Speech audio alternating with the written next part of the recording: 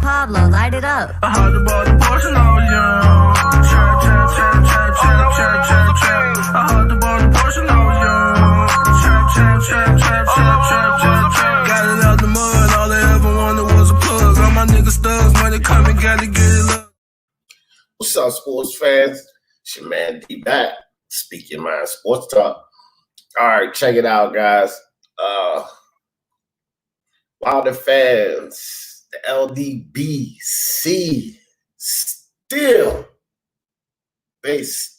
till this day are talking about Tyson Fury cheating. So, yeah, we got that on the table. Going to talk a little bit about Tank Davis, Oscar De La Hoya, Mikey Garcia. Yeah, we're going to talk about a few things, guys. We're just cranking this thing off with Wilder fans in the LDBC. You know, it's amazing to me that this far along, I mean, like, they got to realize nothing's going to change. Wilder's not going to get his belt back, not just have it given to him. He's going to have to go back in there and fight. And they're still talking this foolishness about him cheating. Zaro's 2 times. What's up with you? Jackal Davis in the building. Chin Smoke. What's good? Zaro's 2 times. Appreciate y'all coming through. South Croy up in the building. These guys are causing the Wilder backlash. Wilder is getting it. And that is exactly right, South Croy. You know, because a lot of people are on Wilder's neck. And, you know, I was just speaking about this the other day, how a lot of fans are going overboard. They're disrespecting Wilder to a level where they, you know, we're starting to hear things like prospects beating him up, you know, say Daniel Dubois. And I don't really think that there should be a question. Daniel Dubois is too green. Like, why are we, yeah, he's showing skills in this, that, and the third, but he's no fucking Tyson Fury. But it's this kind of nonsense that they're doing by still making excuses, by still trying to push the narrative of cheating is why people coming down on Deontay Wilder so hard. And, you know, to some extent, well-deserved, or many people would think it's well-deserved. You know what I mean?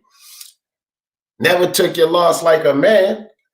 You know, you started making excuses. Your fan base started making excuses, and this is what you get. Let me see. Jackal said, what up, everyone coming in? My man, Angel Santos, Actual Facts Boxing Talk in the building. What's up? What's up, Angel? Appreciate you coming through. Samuel Shaw in the building. D. Boca Burger Slim Jam. What's up, Samuel Shaw? Shop Coy said, I saw a title on one of their channels. Yeah, I see it on a few of their channels. I see that on fucking, I think, what's the dude that got mushed in the face? Got mushed by goddamn Kenny Porter. Barbershop Conversation. LDBC got proof. Another one said that they got legal documents to show he cheated. All kind of stupid shit, bro. Like, they're still pushing this, like, your dude lost. You guys are this far in. We down with COVID. You know, y'all have to decide whether y'all dude gonna have the cojones or not to step into this third match. But y'all still talking about a loss. It makes no sense. And this is the kind of stuff that's making it worse for your boy. It's making it worse for your boy, especially the fact that he's going to come in there and take a third loss. I mean, it just never stops. But, yeah, it's on their channels. They're talking about they have legal and factual proof that he cheated and all of this kind of retardedness, man. Like, they really cannot accept that Wilder got his ass whooped. You know? What is it? Is it Fury cheated? Is it Wilder's legs was gone because of the suit? Is it Wilder's excuse by he really wasn't himself, and anybody that knows him, he wasn't himself? Is it the shoulder or arm injury? What the fuck is it, bro? What is it, guys? You know, John Cable in the building. What's good, John Cable? Intangible Boxer, what's going on, bro? Can't jump on those streams until the late night, but I'm gonna drop a link. Okay, that's what's up. That's what's up, Intangible. I appreciate you, my man. Appreciate you. Martin Machine in the building. What's good, Martin Machine? South Croy said they can't name the doctor that has the evidence. They can't, bro. They can't. They can't. And again, when a lot of your conspiracy theories come from a kid named Young Pharaoh, when this all starts up from expert journalist named Young Pharaoh, then you're gonna get what you get. And basically, that's where their whole narrative started up. By this excellent young journalist, Young Pharaoh, who coincidentally doesn't know a goddamn thing about boxing. So that's the base of their investigation. So, you get what you get, you know what I'm saying? Marcelo Hernandez in the building. What's up with your fam?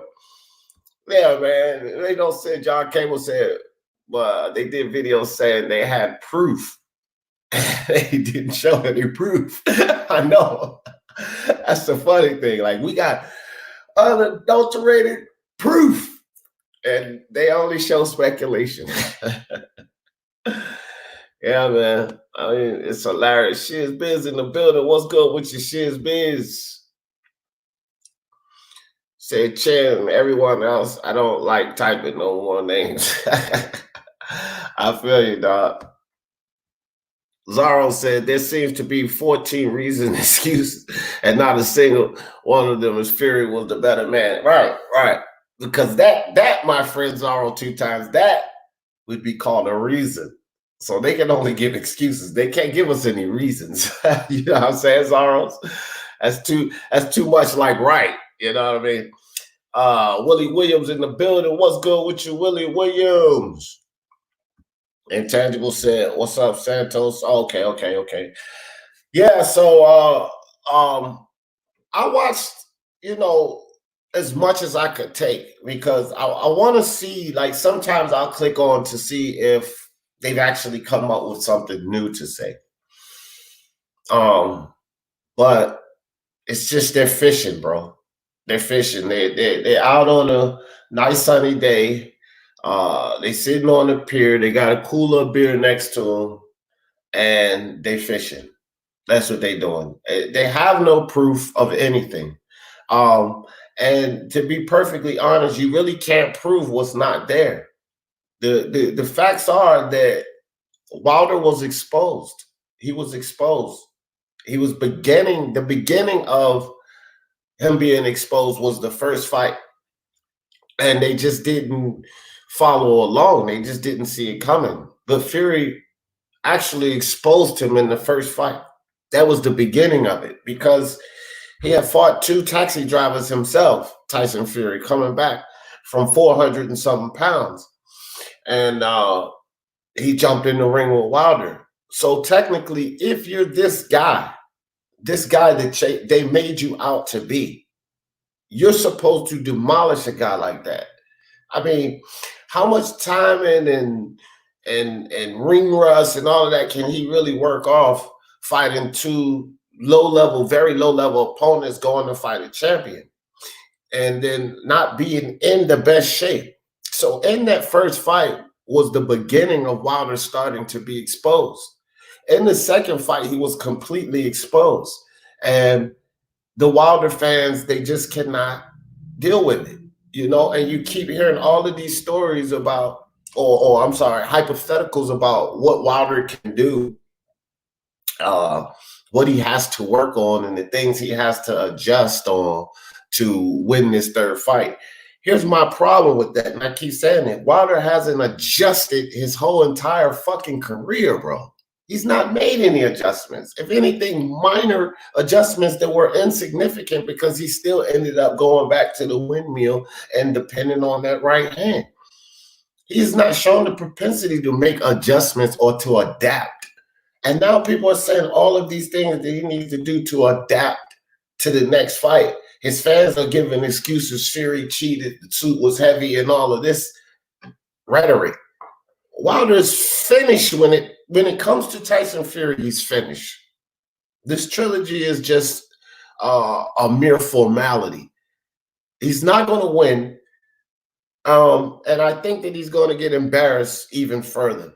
We could have a masterclass, sort of what AJ did to Andy Ruiz, a 12-round masterclass, Errol Spence to Mikey Garcia. We could have that. Or we could have another demolishing as what he just did to Wilder the first, because Wilder had no answers, absolutely no answers for what Fury was doing to him. So we could have another demolishing because Wilder can't fight on the inside. Or we can have a combination of both. But the excuses just need to stop. It wasn't the gloves. It wasn't boar meat or whatever you guys want to bring out. It wasn't Wilder's suit. Wilder lacks the skill set. He doesn't have enough in the toolbox to beat a guy like Tyson Fury. And that's just it, man. I'm telling you, that's just it. That's just my opinion on it. Wilder it's just going to take him time, and between now and the next Fury fight, I don't believe that he has the time to do it. I don't think he has the time to get enough in that tool bag to do it. That's just my opinion on it. And these guys need to stop making excuses. The LDBC are completely delusional with this. This far along to still be making excuses, it makes no sense. South Korea said you could see the embarrassment on Barbershop face when the guy was on there babbling. Yeah. I mean, this guy, look, he's getting embarrassed left and right, getting mushed in the face. Soccer Training Club, salute to you, fam. Appreciate you. Unrivaled boxing. I'm currently learning how to rap. What's the odds? In 2 weeks, I'd be better than H, buddy. Oh, shit. So what's the odds? What's the odds? The odds, I've never heard him rap, but as ignorant as he is, I say you got pretty damn good odds. Man, that's funny. I'm just saying, I've heard him rap. I've not heard him. I've heard him rap, dude. Well, how does he sound? I've never rapped a day of my life. Pretty bad, to be honest. Yeah. That's why I've taken up the challenge of giving myself 2 weeks. I've already written down bars. I've already made a beat.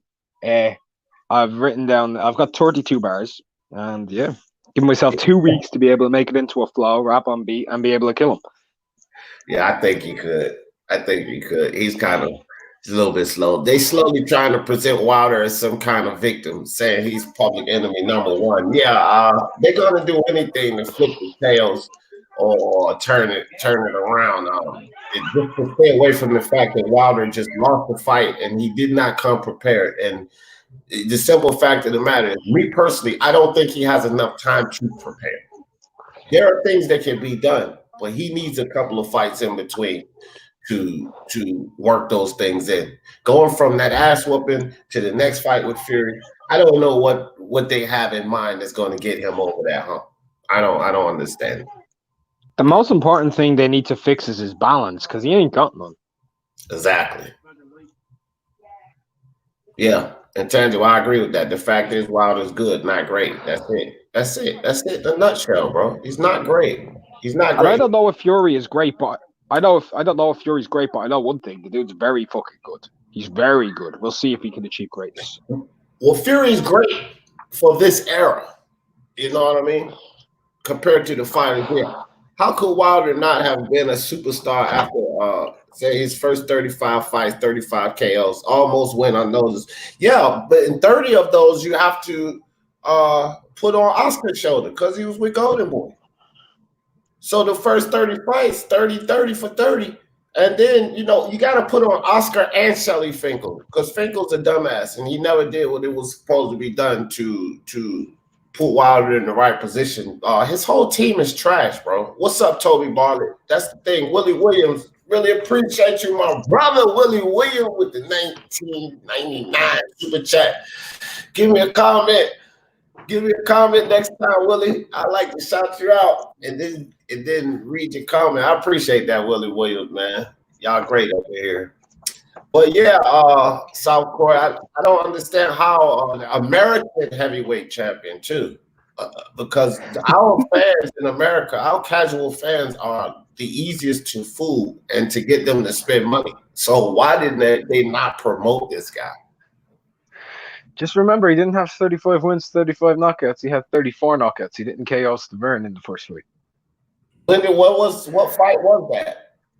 That was he was 32-0 going into the Stavern fight. That was his 33rd. Okay. Right. So 30. So there you go. 30. He was 35 with 34. But you know, my point with Oscar, he damn sure was 30 for 30. You know what I mean? He was 30 for 30 with that dude. And again, it was 30 taxi drivers or whatever, you know, guys want to call them, but that type of shit can be promoted. You know what I mean? Look how they promoted the hell out of Tank Davis before he fought Pedraza, before he fought anything significant. He was already being promoted. You know what I mean? Mm-hmm. Like, they didn't do anything to push this, bro. And the heavyweight division is the most popular division. So guys, like, you can sell that shit, bro. That's what you know, be a fucking salesman. That's what your job is, promote the guy, bro. It's too late now, though, because that motherfucker's on his way out the door. Intangible said, is it possible to take away Wilder's right hand without taking away his jab? Because that's how he sets it up. By blinding you and feigning the jab. Yeah. But it's also he sets it up that way, but his right hand is also predictable. So his setups, he kind of kills his own setup sometimes. The only way he becomes less predictable is by windmilling. Yeah. If he just windmills and just prays, like that's how he took out the first 37 opponents. Then he did this whole lot of shit. Just fucking windmill and pray. That's his best chance. My man, I buy houses in the building. Salute to the chatter for. That's what's up, bro. You are absolutely right, bro. Wilder never developed the proper fundamentals. Never have, bro. And you know, and never too late to teach an old dog new tricks. But you have to have time to implement those tricks. That's my thing. Like, you ain't gonna get that shit done in one fight. It's too many people like, well, all Wilder needs to do is this, and then he can win the fight. No, stop saying that. It's not all he needs to do. There are a few things he needs to do to win this fight against Fury. It's not one simple answer. And I keep hearing people say, oh, well, all Wilder needs to do is just work on the jab and he'll be good. No, the fuck he won't. There is more that he needs to work on than just one or two things. And people have to realize that, bro. And stop with this foolery about all Wilder needs to do. You know what I'm saying? It makes no sense. Let me see. I'm falling behind in the chat, which I generally always do. Mark is already better. I would come on and freestyle, but I can't right now. He said you're already better than H Money, Mark. I've never started damn bro, but I'm just saying, bro. I'm gonna bury him. I want to bury this dude. Well, I think again, Wilder also needs to find more variations in his jab, whether it defends him. Yeah. And add to it. The shot. That's a fact, bro. I just say it's a lot he needs to do. Oscar knew Wilder was limited and protected him. Man, Oscar wasn't a Hispanic. I mean, Wilder wasn't Hispanic. Yeah, that's right. I said it, goddammit. Because if he was, I think he would have been a little more noticed. Wilder getting clothesline out of the ring if he comes in lighter. He might do the clothesline from hell, bro. Yeah, fucking Bradshaw on his ass, man. The APA come in. Yeah. All right, he give a shout out. My man, Boxing Beats and Rhymes in the building. What's up with your Boxing Beats and Rhymes? Appreciate you, bro. If you got time, I'm gonna drop that chat just in case you want to come up here with me and Unrivaled. What up, Beats? My brother K Harvey in the building with the $5 super chat. Good morning, D and family. Good morning to you, my brother. Appreciate you, my man. So, all right. So Wilder, Fury. I'll probably talk about Wilder a little more later, But Mark. I want to talk about this. Sugar Tank Davis at it again. What? When did he start getting called Sugar? No. See, you gotta get the reference. Sugar Tank. See, when somebody say you got sugar in your tank, okay. Sugar Tank Davis. So anyway, Sugar Tank Davis. He's at it again, bro. Says that he will stop Lomachenko within 10 rounds. He'll get him out of there in 10 because he'll outbox him and break him down. You little fucker. You took 12 with a gimp leg Gamboa, and it took 12 to get him out. But you're sitting here telling the whole world that you will stop and break down Loma and stop him within 10 rounds. Not only was it a gimp leg Gamboa, they thought it was a shoe though, so they cut his shoe into pieces. So Gamboa had a wonky shoe and a fucked up leg because they thought it was actually a shoe, and they fucked up his shoe in the ring. So he's walking around with one shoe on, bro, with a fucking ripped Achilles, and he was still unable to get him out of there till the 12th. Now he's gonna do Loma in fucking what, 9, 10? 10. That's funny. 10. He'll take Loma in 10, and then he said he can't understand for the life of him why he's not on the pound for pound list. And I'm like, hey, he ain't fought anybody.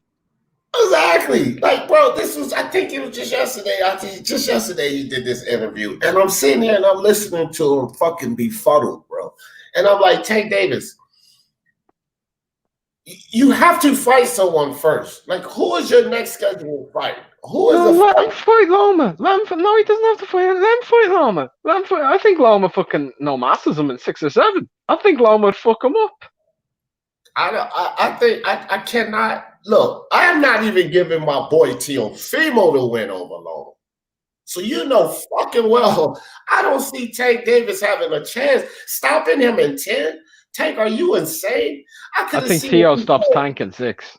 A split decision or something like that, but he said stopping Loma and 10. Like, that is just delusion of grandeur. Teofimo, 6 or less. That's what I got too. 6 or less. Like, he stops Tank's little ass, bro. I don't see him getting past Teofimo. I think Lomachenko would actually box circles around Tank very badly. Very badly. It doesn't have the feet for him. Yeah, man. Yeah, I have not seen it. I've not seen anything Tank offers to tell me that you're going to outbox and break down Lomachenko. Like, break him down how, Tank? Jumping in and out? Because Lomachenko's footwork is too good for you to be lunging and shit, thinking that you're going to get a bunch of smoke off of him, bro. Because, you know what I mean? He did a lot of lunging against Gamboa. Lomachenko's footwork is much too good for that. You're not going to be able to lunge your way to a victory against Lomachenko. What are you going to do? Mm-hmm. What are you going to do? Like, I hear a lot of people, they say if Tank is focused, he's an amazing talent. But, that's a whole lot of ifs to keep playing with the dude, bro. Like, a focused Lomachenko is also no joke. Right. A focused Lomachenko is one of the most skilled fighters on the planet. You know what I'm saying? An unfocused Lomachenko's no joke. What the fuck you gonna get with a focused Loma? I mean, it's ridiculous, man. I don't know. All right, let me see. Hold on. You know me, Mark. I love when Mark comes on here. I definitely fall behind. My man Wood Stay Real TV. I believe my man stopped Lomachenko fighter. I think he's saying that he believes he stops him before 10 rounds. Yeah, I think that's what he's saying. Yeah, Wood. I don't know. Yeah. Okay, so he says Gervonta Davis is a special talent. Let me say something about this. I actually think that Gervonta Davis is actually a special talent. Yes.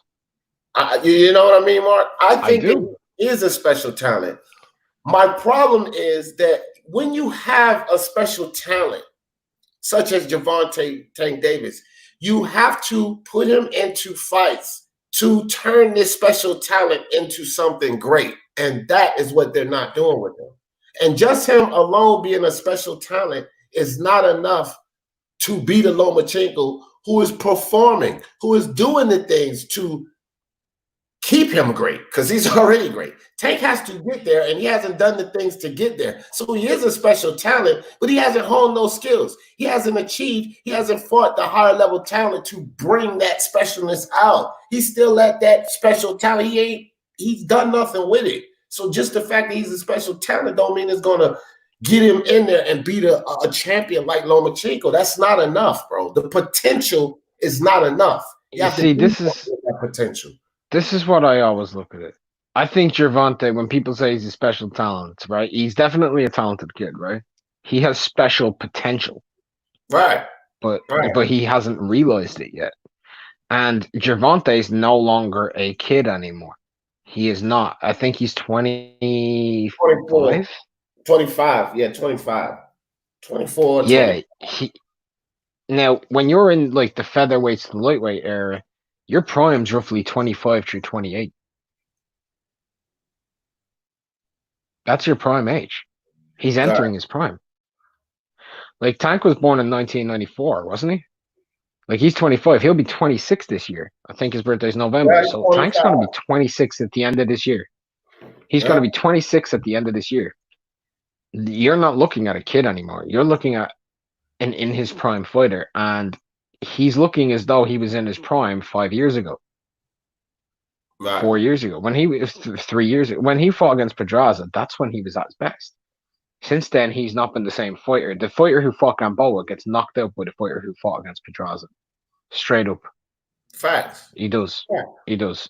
And in some ways, I'm not comparing him to him, but I'm just saying it's kind of in a little weird way, a bit like Mike Tyson. He had a couple of years where he looked like the best fighter of all time, and then he capitulated. For whatever reasons, everyone's reasons and circumstances are different. We could see something similar with Tank, where he just gets worse and worse and worse. That's a fact. Especially if you don't hone those skills and fight the guys that's going to make you better, bro. Older guys on their way out the door, smaller guys coming up in weight. That's not how you hone skills, bro. That's not, you're not even giving yourself you're not challenging yourself. And then when you get in the ring, hold on. When you get in the ring with that fighter that brings all this to the table, you're not gonna fucking know what to do. And that's Tank's problem. Like, who the hell has he fought that's even close to preparing him for a fight like Lomachenko or Teofimo Lopez or something? Teofimo will fucking stop Tank, bro. Go. What's up, Wood? Wood Stay Real TV. What's good with you, fam? Sporting Advantage, Aaron Cone, Charles D. What's up? Yeah, let me tell y'all something about this this Lomachenko. Lomachenko is a product of the media, man. Just like Triple G, just like Chocolatito. I've been saying way before I said, yo, chocolate Doritos ain't shit. This media hype, Triple G, all these people are media darlings, and they get all the fucking praise. Everything they do, they get compared to Muhammad Ali. After you hear this stuff over and over and over again, you start to believe this. You start to believe this shit. You start to believe this shit. Like I was telling this kid about Terrence Crawford. Look at the people Terrence Crawford fought. He haven't fought nobody. If you start reading Terrence Crawford's resume, you will start laughing. It's hilarious. His resume is hilarious. Tank, he need to fight. He need to fight somebody. I that's one thing I agree.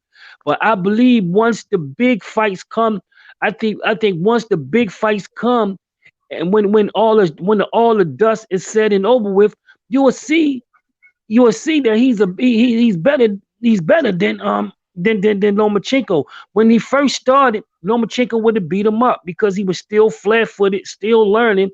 I believe Lomachenko would beat him up. At this stage, I believe the fight is even, and not pick Tank. I pick Tank in that fight. Well, Wood, you say when he first started, you believe Loma would have beat him up.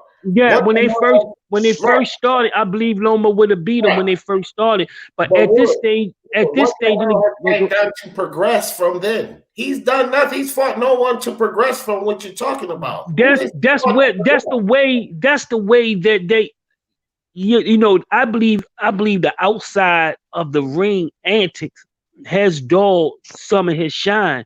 But I believe once the big fights start coming, that's the way they moving him. But once the big fights start coming, the kid is talented. Y'all take away from the talent. I don't believe he was really. I don't believe he was 100% focused on that Gamboa fight, and he still knocked him out. He still knocked him out. Still got him out. Whether he had one leg, two legs, like you said with Crawford, he still knocked him out. 12 rounds, Wood. 12 rounds, bro. But man, do you know how hard it is to knock people out, man? 12 rounds. You can't say 12 rounds you knock somebody out. That don't make any sense. A knockout is a knockout. It's hard to knock people out, man. Y'all take knockouts for granted. Y'all take knockouts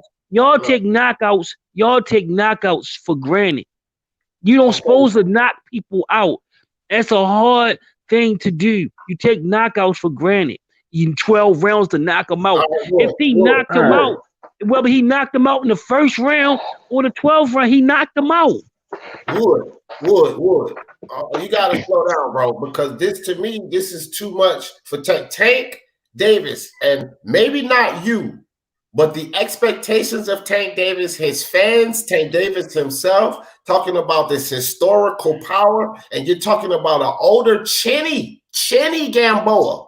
I don't want to hear about this. It's hard to knock a dude out. He is supposed to knock him out. Gamboa was getting. What you mean? He's supposed to knock him out? That's crazy talk right there. He's supposed to knock him out. That's crazy talk. He was supposed to be knocked out. He was. And he knocked him out. And he knocked him out. In 12 rounds, in 12 rounds, Wood. And you giving him credit for that. In 12 rounds, Wood.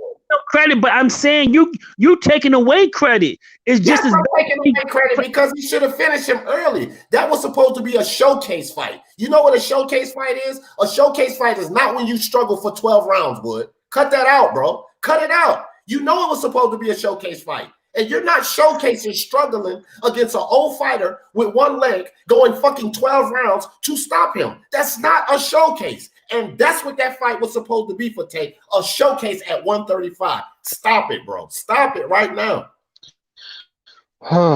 Well, look, Lomachenko is over the top of what you call hype. He's at the pinnacle of what you call hype. He almost what you call John Henry. Remember John Henry went against the machine? He's a folk. He's almost like a folk. He's a folklore right now. His footwork. Okay. Let me tell you, people talk about footwork. Man, he got beat up by an old drunk Mexican. If his footwork was so superior, they wouldn't even move him. Man, he went and Timofimo is going to fuck around and stop him.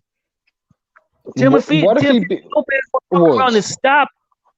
Wood, can I ask you a question? What happens if Lomachenko beats the shit out of Teofimo? I'm not saying he will. I'm just asking what happened. Just answer the question. What happens if he does? You can't just say it's not going to happen. Everything you're saying is coming off of belief, but then you ridicule people based on resumes. What you saying coming off? What you saying coming off? What you got a crystal ball or something? Where your shit coming from? I'll talk about resume with you. You were saying all these fighters ain't shit. You've been saying Chocolatito. No, hold on. Don't cut me off. I'll give you respect. I'm asking that question. Where your shit coming from? If my shit coming from, where your shit coming from? Well, if my shit I watch these fighters just like you. I'm sure you watch them. So you've been saying you've been saying for a long time Chocolatito ain't shit and he was a media hype job. So I'm gonna ask you this question. Can you tell me who he beat? Like the fighters that he beat on his resume. Can you tell me who they are, who they fought against? Hell no, because he ain't fighting nobody. No, that's not true. And that's the problem. If Chocolate Doritos fought somebody that was worth caring about, everybody would know. Nobody know who the fuck he beat, man. And it actually comes down to the weight divisions. Who did he beat? Carlos Cuadras. You know why you know? You know why you know? Because you drunk the Kool-Aid, man. What Kool-Aid? You drunk the Kool-Aid that HBO was selling, man. Bro, I'm in Ireland. I'm gonna actually tell you something. I didn't actually have HBO, and I didn't. No, hold on. No, this is funny. What networks was this? It was Chocolatito on before HBO. When I was actually watching him back in 2009. What networks was he on? Hey man, I don't believe that. You don't believe that? Nope. So I just drank the Kool-Aid that HBO did, and I know his resume by heart, and I know the dates of all of his fights by heart. Unless you was related to Chocolatitos or something like that, then I will believe it. But if you're not related to Chocolatitos, the only time you found out about them was through HBO. That's a lie. You want to know something? HBO found out about Chocolatito through a man called through a man called Mercaset, right? Mercaset was a promoter who was in Russia, and he was talking about this guy when he was only 11, 12 and 0 out in Nicaragua, and he was brought over to Japan, and he started fighting on rising cards over in Japan. This was way beforehand. Now, I'm sure I know who Kazuto Ioka is because of HBO, don't I? In Ring Magazine. Wait, he never fought on HBO, Showtime, any of them. I know who Kosei Tanaka is, and he never fought there. Junto Nakatani, I know who he is, and he never fought on all those. So why the fuck wouldn't I have known who Chocolatito was when he was actually a 3-weight world champion? And people like Kosei Tanaka, I knew who he was when he had only 2 fights. You know why, man? You know why I figured that shit out? You don't, because you living over there in Ireland where it probably got no boxes, nothing to do over there, man. It's nothing to do over there, so that's probably what you do. Go around, follow a bunch of nobodies and shit like that. But I'm talking about the average person. You're not the average person, man. You irregular, man. If you know all this wild shit, you're irregular. The average person don't know anything about chocolate. So what you're telling me is you're not informed and I am, so automatically you're right. No, you talking about some wild shit, man. You talking about names that nobody don't know about. You talking about Japanese motherfuckers and all kind of shit. Japanese promoters. Man, nobody don't know about none of these motherfuckers, man. Okay. He fought a bunch of bums. He fought a bunch of bums, and you know it. Okay.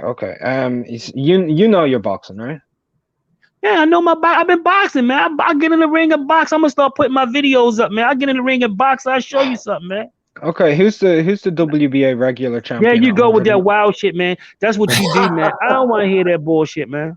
So you just now gonna give you a whole bunch of Japanese people. That don't mean you know anything. This isn't a Japanese fighter. I'm asking you, who's the WBA regular champion at 140 pounds? Man, listen. He fights in America. He's an American fighter, Mexican descent. Come on. Listen, man. People should know who he is because he's American and Mexican. He's got the 2 best fan bases. This is easy. No, listen. This don't prove your point about Lomachenko or chocolate Doritos, man.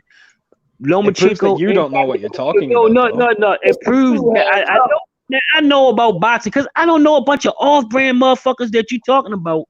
Don't mean a goddamn thing, man. Or I don't want to name a bunch of shit you talking about. Don't mean a goddamn thing. Doesn't mean because you're a psycho. Because a lot of motherfuckers can go read shit and go spewing off a bunch of shit. Don't mean they know a goddamn thing about the sport. You probably don't know a left hook from a motherfucking ham sandwich, man.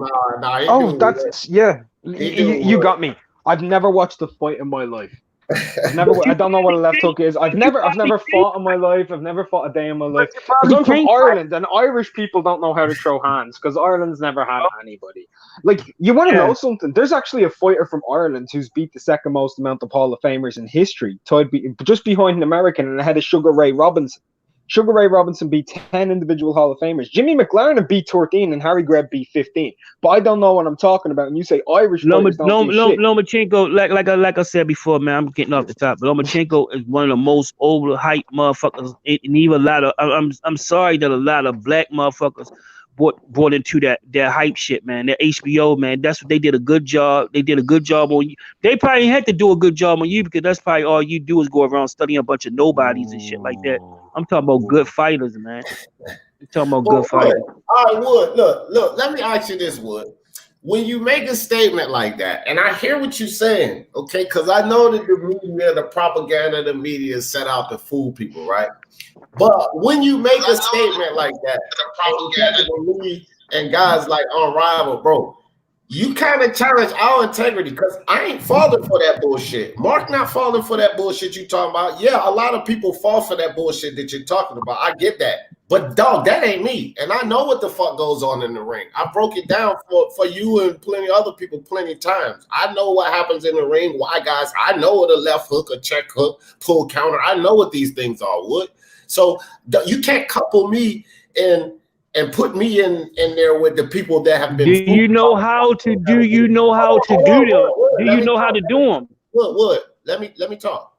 You cannot couple and put me in there with people that have been fooled by the propaganda of the media. And yes, I do know how to perform them. Two of my uncles boxed professionally, Wood, and I've been around this sport since I was 5 years old, my nigga. So yes. I do know how to perform them. I know why guys do them. I know about transitioning weight. I know about a lot of things. I know what goes on in the ring. And you can't just couple me with the people who have been fooled by the media. I see what I see, and I know why I say what I say. About Lomachenko, you think he real? If you think Lomachenko is real great, and that he just gonna walk through Tank when a drunk ass when he got beat by a drunk Mexican, then you probably don't know as much as you think you do. First off, no one on here said that he's gonna walk through Tank Davis. I didn't say he's gonna walk through Tank Davis. What I said is I don't see Tank Davis beating him. Yeah, I talked to Calvin about that. Me and Calvin had like an hour conversation about that, and he told me exactly. And I grew up with Calvin Ford. He told me exactly how Tank is going to beat him, and he told me exactly what to do, and he broke that shit down to a science. Exactly how. I don't want to put it all out there, do no videos on it, but he told me exactly how Tank is going to beat Lomachenko. He told me they done already broke him down. They already broke him down. That's how they think they're going to beat him. They already know all his flaws. They know everything, yo. They broke him down. They know exactly what he do. They broke his ass down. Calvin broke his ass down. Crystal ball over there, yeah. Right. Yeah. No. You got the crystal ball. I'm talking about science. In the ring. They broke him down with science.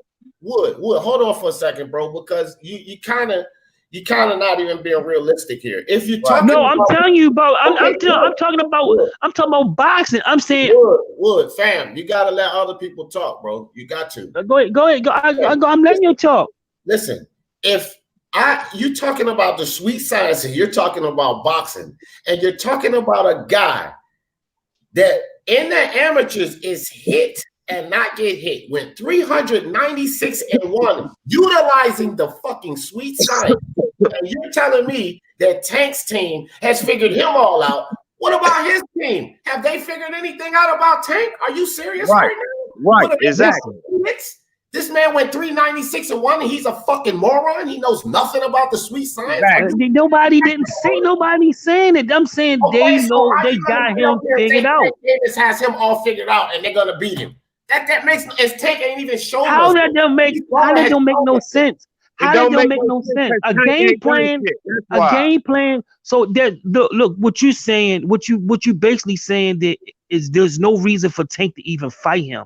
He's that great. That you telling me you fell for the folklore. You fell for the shit.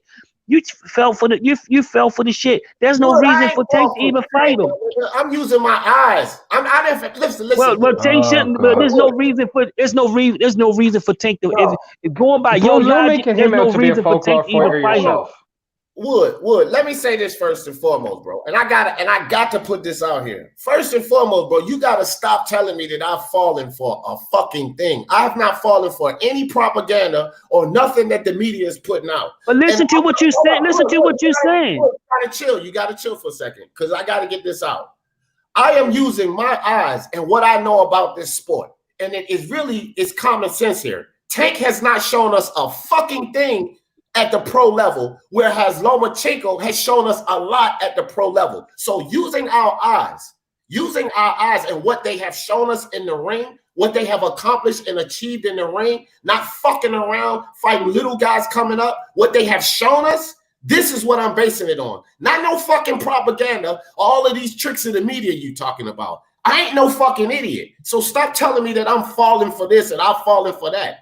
I ain't falling for none of that bullshit. Tank ain't showing us a motherfucking thing. And the only thing that you and a lot of other Tank fans are going on is I'm not even a Tank fan. I'm not even a Tank fan. I'm not a Tank fan. I said you and a lot of the Tank fans. So if you're not a Tank fan, fine. But you're going on eye test and potential because he ain't done a fucking thing. He is. Loma has. So we can't, if anybody's fooled by anything, it's you fooled by Ellerby and Floyd saying he's a fucking superstar when he hasn't proven to us he's a superstar. We ain't fooled by a goddamn thing. Exactly. Okay, so y'all basically saying Tank shouldn't. It shouldn't have. If you go by y'all logic and all the shit y'all talking about, Tank should never even fight Lomachenko. It shouldn't. No, even, hold on, be a fight. Hold on, bro. I literally said give Tank the Lomachenko fight. I said that before you even came on. Give him the Lomachenko fight. I'll gladly after the fight listen to what your breakdown is afterwards on what happened when all these people said he'd win if he loses. Do we have a chance? Do we have a chance? Do we have a chance to win? Everybody has a chance in boxing. Right. So he have would he have a 5% chance to win or 2% chance? Bro, I don't have a crystal ball or a calculator in front of my hand. Crystal ball. Do I look like no? Hold on, D. Let me talk. Do I look like a fucking physicist, bro? Do you think I can break down like, oh, he has a 17.25% chance to win a fight? Yeah. You talk like you talk like it. Yes, you do. Yes, you should have. Yeah. Why do I talk like a physicist? How does a physicist talk? Break that down for me. Just I don't gotta break it down. Just the way you talk. They talk like you talk. What physicists do you know that talk like me? Man, I don't even know any physicists, man. What is you talking about? Then how the hell do you know I talk like a fucking physicist? Why are you labeling me? Why are you labeling me, bro? You talk like you have a crystal ball, man. Your mind. Hey, let me get my boy Best of the Best in here. Best of the Best. What's your opinion on all of this, man? How you feel about this, bro? Man, let me tell you something right now. Tank had his motherfucking time to open up and let us see what the fuck he got. All this motherfucking he too young, and Tank stayed at 130 pounds. He fought the dude Pedraza, who is B level, who he took a belt from. He got his first belt at 130 pounds, the same motherfucking way Floyd got his belt at 130 pounds against Gennaro Hernandez. Basically, he doing the same motherfucking shit that Floyd did at 130 pounds. But Pedraza almost beat Lomachenko. Hold up. Check this out. He stayed at 130 pounds. We asked for Tank. We begged for Tank to fight that motherfucking boy from Philadelphia that had the belt, the boy with the dead eye. I can't think of his fucking name right now. Tevin Farmer, right? And you wrong, man. You wrong. You wrong. You gotta let him talk. Go ahead. No, and then he pulled up, and then he didn't fight. Then he had Miguel Boach out there with a belt too, and you had the other boy Cancio there with a belt. All those years he been at motherfucking 130 pounds and ain't fight no motherfucking. Can I say one thing? Can I say one thing? Can I say one thing? Can I say one thing? One thing. You wrong about Tevin Farmer. He do not have a dead eye. He have a cross eye. You was wrong. His eye is not dead. But you said his eye is dead. Okay, well his eye not dead. Oh my God. I didn't ask you whether his fucking eye is dead or not. I asked you why the fuck they ain't fight. Why he didn't fight Tevin Farmer. Talking about the man eye is dead. The man eye is still the man eye is not dead. It's crossed. Why didn't Tank fight Tevin Farmer at 130 fucking pounds? Answer the fucking question. Man, look, man, you better lower your motherfucking voice, man. I'm sitting here trying to talk to you, man. Who the fuck think you talking to, man? You may not better answer my voice. Lower my voice. Man, I'm trying to answer your question, man. You ain't gonna be answering, man. Look, man. You rather focus on domestic violence, man. What the fuck is you talking about, man? Nigga, why the fuck we ain't fight Tevin Farmer the fucking whole time at 130? Why? Man. Man, hey man, you need to calm the fuck down. Man, you need to calm the fuck down, man. Now listen to this. The fight broke up. I'm not in the camps. The fight broke up. It's not because nobody's scared of nobody. The fight just didn't happen, man. The fuck is you talking about, man? Calm the fuck down, man. Well, the fight should have happened. Why he didn't? Why he ain't fight? Who fault is it? Do you know who? Walter? Why he ain't fight Nick Walter? Why he ain't fight Salido? Why he ain't fight Salido then? Why he ain't fight Salido? Man, where you get this crazy motherfucker from, man? No. He's asking questions, actually, bro. He's crazy motherfucker. Got this motherfucker on here. Look, hold on. Y'all two, both of y'all niggas from the DMV. So both of y'all my niggas, we all from the DMV. Me, you, Wood, best of the best. DMV. Peace and love, bro. Let's get this boxing talk on. Y'all start yelling at each other, man. Cause I don't like these dudes coming on here talking about Tank when they literally know he ain't done shit. Man, first of all, nobody don't give a fuck about what you like, man. Nobody don't give a fuck about what you like and what you give a fuck about. You a fucking clown ass nigga. I bet you won't. I bet you can't prove it. I bet you that. You just talking shit. I bet you can't prove it. All right. I bet you can't prove it. Best of the best. You my man, dog. Look. I bet you can't prove it. It's all good, Wood. Look, best of the best. He did ask good questions. He did ask good questions. If you want to try to prove it, because we could do it. We could do it right. You in Baltimore, we could do it right fucking now. Wood, let that shit die, bro. I'm just. He asked some good questions though. Why didn't he play Farmer? Why didn't he fight the drunk Mexican? The fight broke the fuck up. But why didn't he fight the drunk Mexican? The fight, man. Look, I'm not in all the camps, man. You're gonna blame everything. You're gonna blame it. Why you gonna blame it on one person? That shit sound like a bunch of dumb shit. How do you fuck you gonna blame it on one person? Because there's one common denominator. What? When there's one common denominator, like when you've all these other dudes who are gonna fight him, yeah. But yeah, he said after Gamboa, he's gonna go up to 140 pounds and not. Let me finish my conversation. Who was that nigga talking all that shit? Yo, put him back on the phone because he in Baltimore, we can hook this shit up this minute. Well, y'all can't we can hook that shit up. We can hook that shit up this minute. No, we can hook it up right. Since he won the screen, we can hook it up right now. Hey, I could go. Tell him put it where he at. I go right where he at this minute. If he's serious about that shit. I have a question for you. I can tell you're a gentleman, so I'm sure you'll answer my question, right?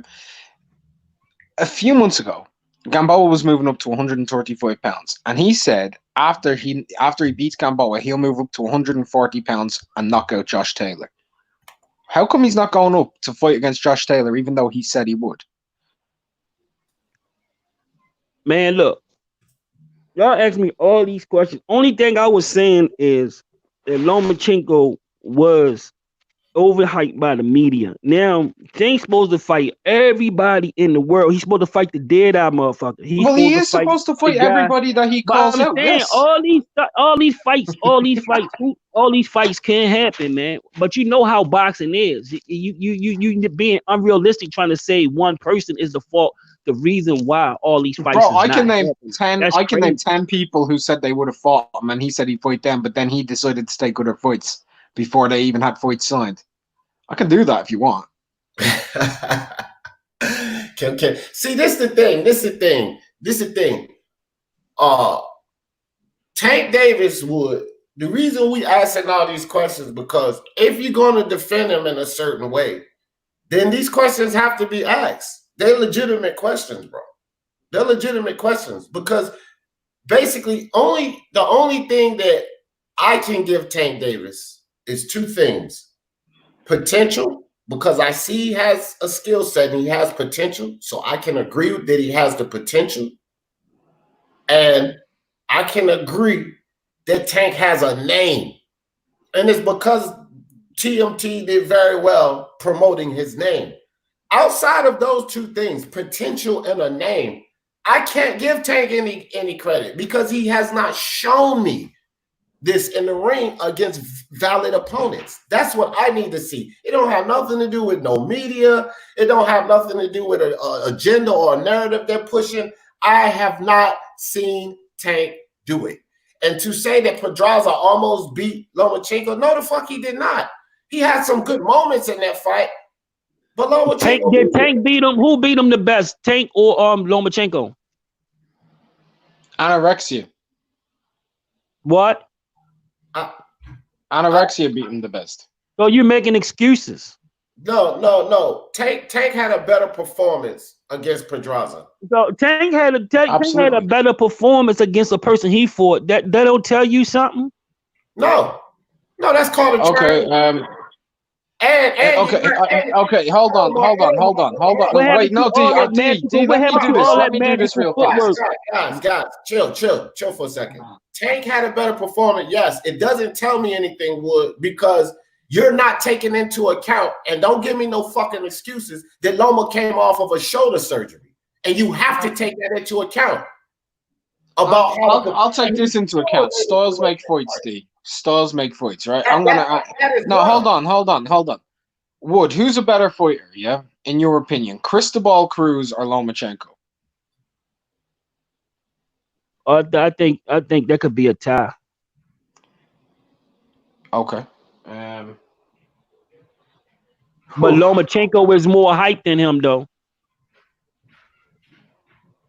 But Cristobal Cruz, they about the same, but Cristobal Cruz, they haven't got the hype machine behind them.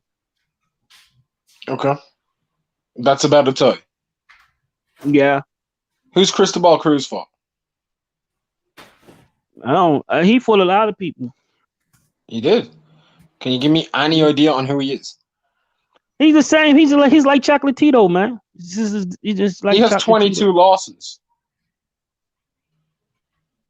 Bad matchmaking, man.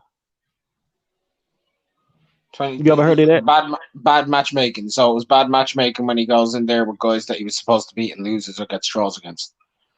Like Francisco Lorenzo. Yep. You said it. That was bad matchmaking. He was supposed to beat Lorenzo. You said it.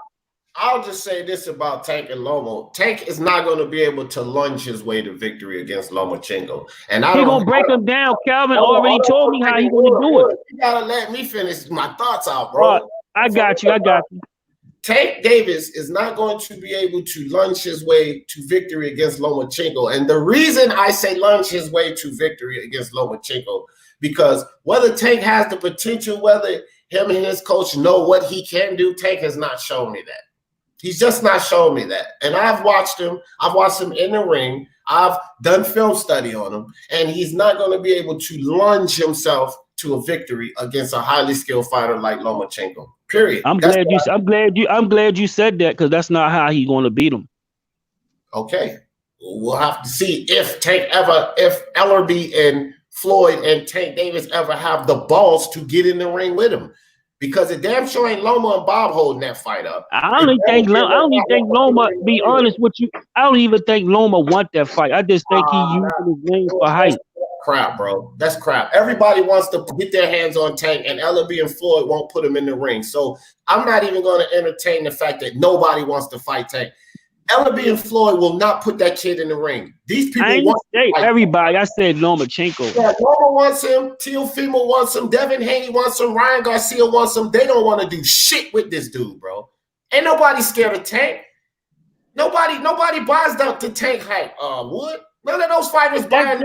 That's just like Mayweather, yo. When Mayweather was on top, everybody Mayweather was miles ahead of Tank. Tank is not even in the fucking discussion of a Mayweather. I didn't say that. Did I say that, man? Mayweather. I don't even like hearing people say this is like what Mayweather. Tank ain't done a fucking thing. Like Pretty Boy Floyd was out there fighting, competing. Tank ain't doing shit. He ain't doing shit. Floyd was Pretty Boy Floyd when he was Tank's age. I don't want to fucking hear Tank and Pretty Boy. Tank ain't doing shit like Pretty Boy. Pretty Boy earned the right to be called the great Floyd Mayweather. Tank ain't doing a motherfucking thing, bro. Man, y'all very emotional when it come to Tank, man. I noticed that, man. Yo, I'm hot because all of this bullshit hype about Tank and he ain't fucking doing nothing. Why do we keep hyping this kid up and he's not achieving, he's not accomplishing? He goes up to 135 and struggles to make weight in his very first fight, and we supposed to fucking praise that? Are you kidding me? I know there's a lot of emotion in man. I wonder, did Tank kill anybody that I don't know about? Nah, bro, he's not doing shit, Wood. He's not doing shit. And everybody's supposed to keep praising him. Why do these Tank fans think that people are supposed to praise the bullshit he's doing? He beating on women outside of the ring. He's fucking doing foolery inside and outside of the ring. And we're supposed to praise this dude. Hold up, man. He didn't go to court yet, yo. What you talking about, man? What? It's video proof, dog. You can see him punch the goddamn girl. Fuck a court, nigga. Man, we didn't go to court yet. We don't go to court. Would you see him punch the girl, dog? You acting ridiculous. Court. Now this fuck court. It's too emotional, man. Now this fuck court. So you have how we go to fuck court now, Wood? Huh? So now how we go to fuck court in the American justice system, huh, Wood? Huh? Keep it real now. Keep it real. Keep it real. So, you got faith. So you saying he's guilty? You saying he's guilty? You saying he's guilty? Nigga, he guilty because I seen him punch that girl. You motherfucking right, he guilty. Didn't you see it? Didn't you see it? No, I ain't. Well, you need to go look at the film. I got to wait till all the facts come out in court, man. Wood, use your eyes. He snatched the broad up. Then they got another film where he punched the girl. Fuck a court, nigga. You seen what he did. You seen what he did. You in denial about it. Man, come on now. Don't put me in that denial shit, man. But that's why we had court, man. You in denial that this dude is fucking up, nigga. That he a fuck up right now. You acting like you in denial about it. We don't need no. I'm not in denial, man. With our eyes showing us, he grabbed the damn girl up and punched her. What the fuck we need courts to tell us what we seen, my nigga? No, I'm just saying we can't go around saying people beat people up, yo. That's criminal. What? I seen him hit the woman, bro. What are you talking about? I can't go around saying what the fuck I seen him do. Look, I don't want to talk about this, but I seen a video that was posted the other day, but Ishay posted this video, right? What have you seen this dude who was out on a jog? This black guy who was out on a jog, yeah? I hope he's trolling too, man. Say that again. Did you see this black dude who was out on a jog the other day? Ishay Smith posted this video, and this dude got shot on a jog by two white men. Are they innocent? Are they innocent until they go to court? In your opinion? No, they actually killed somebody. They actually killed someone, man. I know. We ain't talking about that. That's why I said the Tank. That's why I asked you. Did Tank kill somebody? That I don't know he about. didn't. But did he commit an act of assault? No, did let me go. Did he commit an act of assault? Yes or no? I really didn't see no assault. I just seen somebody just grab someone and just talk. I seen a conversation that got a little conversation, but I ain't seen. You're not allowed to touch anybody without their permission, and an act of force as well. That's called assault. Nah, man. I just seen them talk. That's man. That's a man. I always was taught, man, not to get in between a man and a woman in a situation, man. This new internet shit is getting out of hand. Men getting in between men and women shit. Yeah, you comparing that to a man, two white hillbillies shooting a black man in cold blood. What the fuck is going on? First and foremost, I ain't comparing it to shit. Because I ain't comparing it. I'm just asking about guilt or not. My turn. I ain't comparing it to shit because when I said what I said, you would say I'm acting like he killed someone. I never said anything like I'm acting like he killed anyone. I take offense men putting their hand on women. And my family, if you put your hand on the women, you get taken in the yard and you get beaten the shit out of. That's how we was raised. You don't put your hand on I'm glad y'all handle these business like that. But I'm talking about me getting involved in other men's business. I ain't getting involved in shit, bro. But if I see the man punch a fucking woman, don't fucking tell me he gotta be proven guilty in court, nigga. Because y'all only think you said because I don't think you saw him punch her. Did you see him punch her? There you go challenging niggas' integrity again, bro. What the fuck? But I'm saying, did you see? I'm just saying, did you see that? You saw him punch her? I told you, I seen a video clip of him punching her. Oh, I didn't see that. I didn't see that. I didn't see that. That's your fault and that's your problem. But I'm telling you what I've seen, bro. I ain't gonna fucking lie to you. What I gotta lie? All right, you saw that. I thought you saw the same thing I saw. Oh, so you seen some additional shit. Okay, all right. I ain't see that. And he grabbed her up and he carries her toward the backstage. Then they have a clip behind stage when he reaches over the fucking guard and punches her, nigga. Oh, I ain't see that. I gotta see in a fucking court of law that he guilty. I seen the motherfucker hit the woman, bro. Okay. So you condone niggas hitting women? Hey, I don't hit women, man. So how you got me into? I said I didn't see him hit her. So how would that come to condoning him hitting her when I said I didn't see him? Well, this was my. How is that condoning? My statement, Wood. This was my statement, and you had something to say against it. The motherfucking Tank Davis is doing foolishness outside of the fucking ring and inside of the ring. I said that. I said that. I did a video on that. I said he's doing foolishness, but I didn't see him hit a woman, though. I didn't see that. Well, okay, because you didn't see it don't mean it didn't happen. Okay? Did you see this motherfucker getting beat up on the couch by his hood rat girlfriend while he's fucking drunk? Did you see that?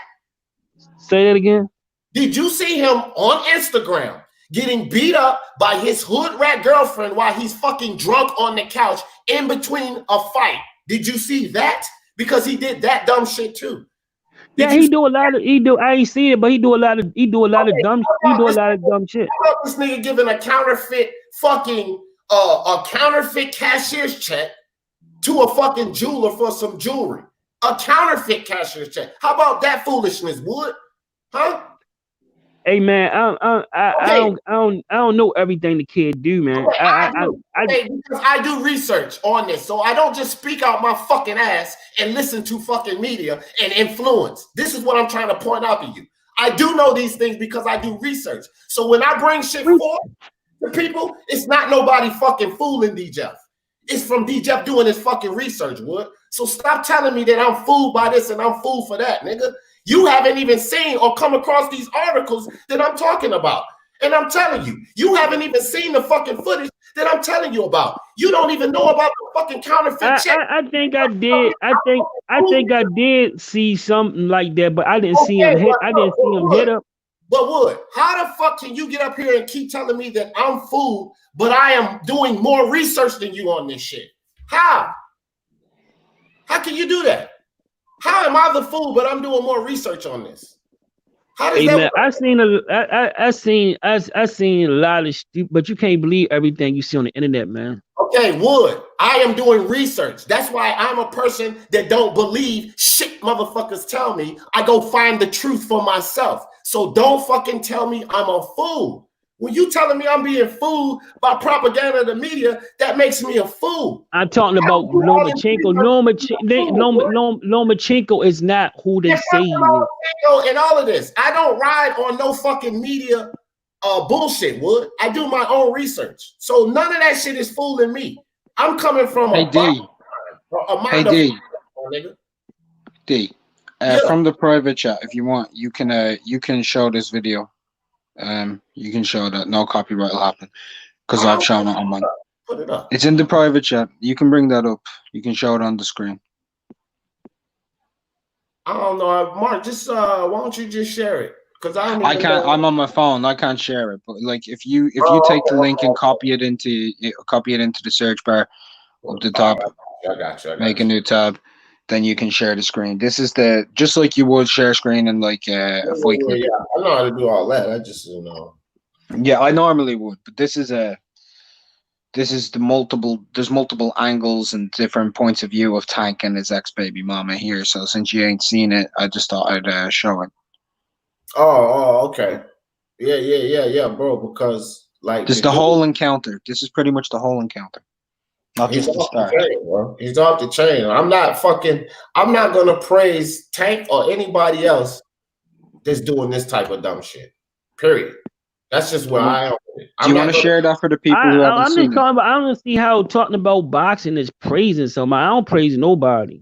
Bro, if you're saying that, hold on, bro. Hold on. If you're sitting here telling me that I should still think he'll beat Lomachenko, that he'll do this and he'll do that, when the motherfucker is undisciplined outside of the ring and he's not fighting anybody inside of the ring, that's why I'm saying praise. I'm not giving Tank benefit of the doubt for shit, bro, because he's not doing anything. I think he at least got a 60% chance of beating Lomachenko because of his style. No, the fuck he doesn't. He's not done a fucking thing to tell us that he has a 60% chance to beat the best at 135. The motherfucker barely made weight at 135, bro.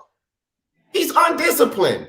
And he ain't fought nobody on Lomachenko's level. What the fuck is this dude? Hey man, this kid, man, y'all, I'm telling you, man, look, this kid, listen to this. He had a chance. I'm gonna tell you how fucked up this kid is, man. He had a chance to fight Terrence Crawford. He had a chance to fight Manny Pacquiao. He had a chance to fight Mikey Garcia, and he chose not to fight none of those fights, man. He chose not to fight none of those fights. That's a fact. Yeah. Y'all hear me? Yeah. Hello? He chose not to fight.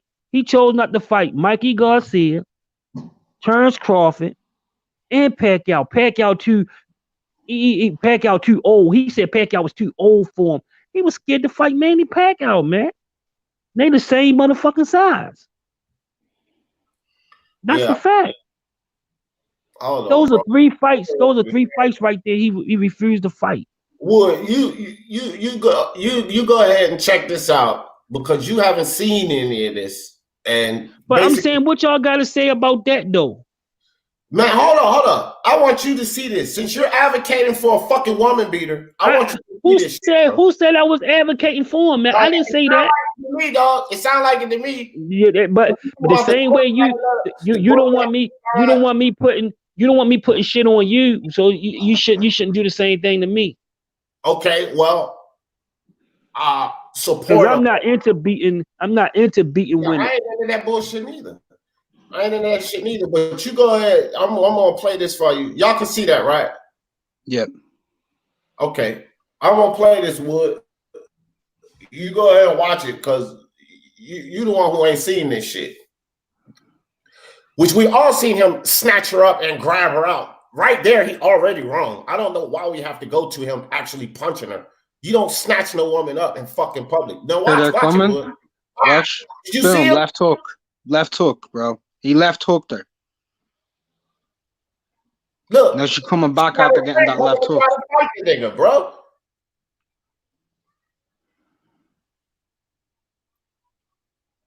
He threw a left hook at that woman, bro.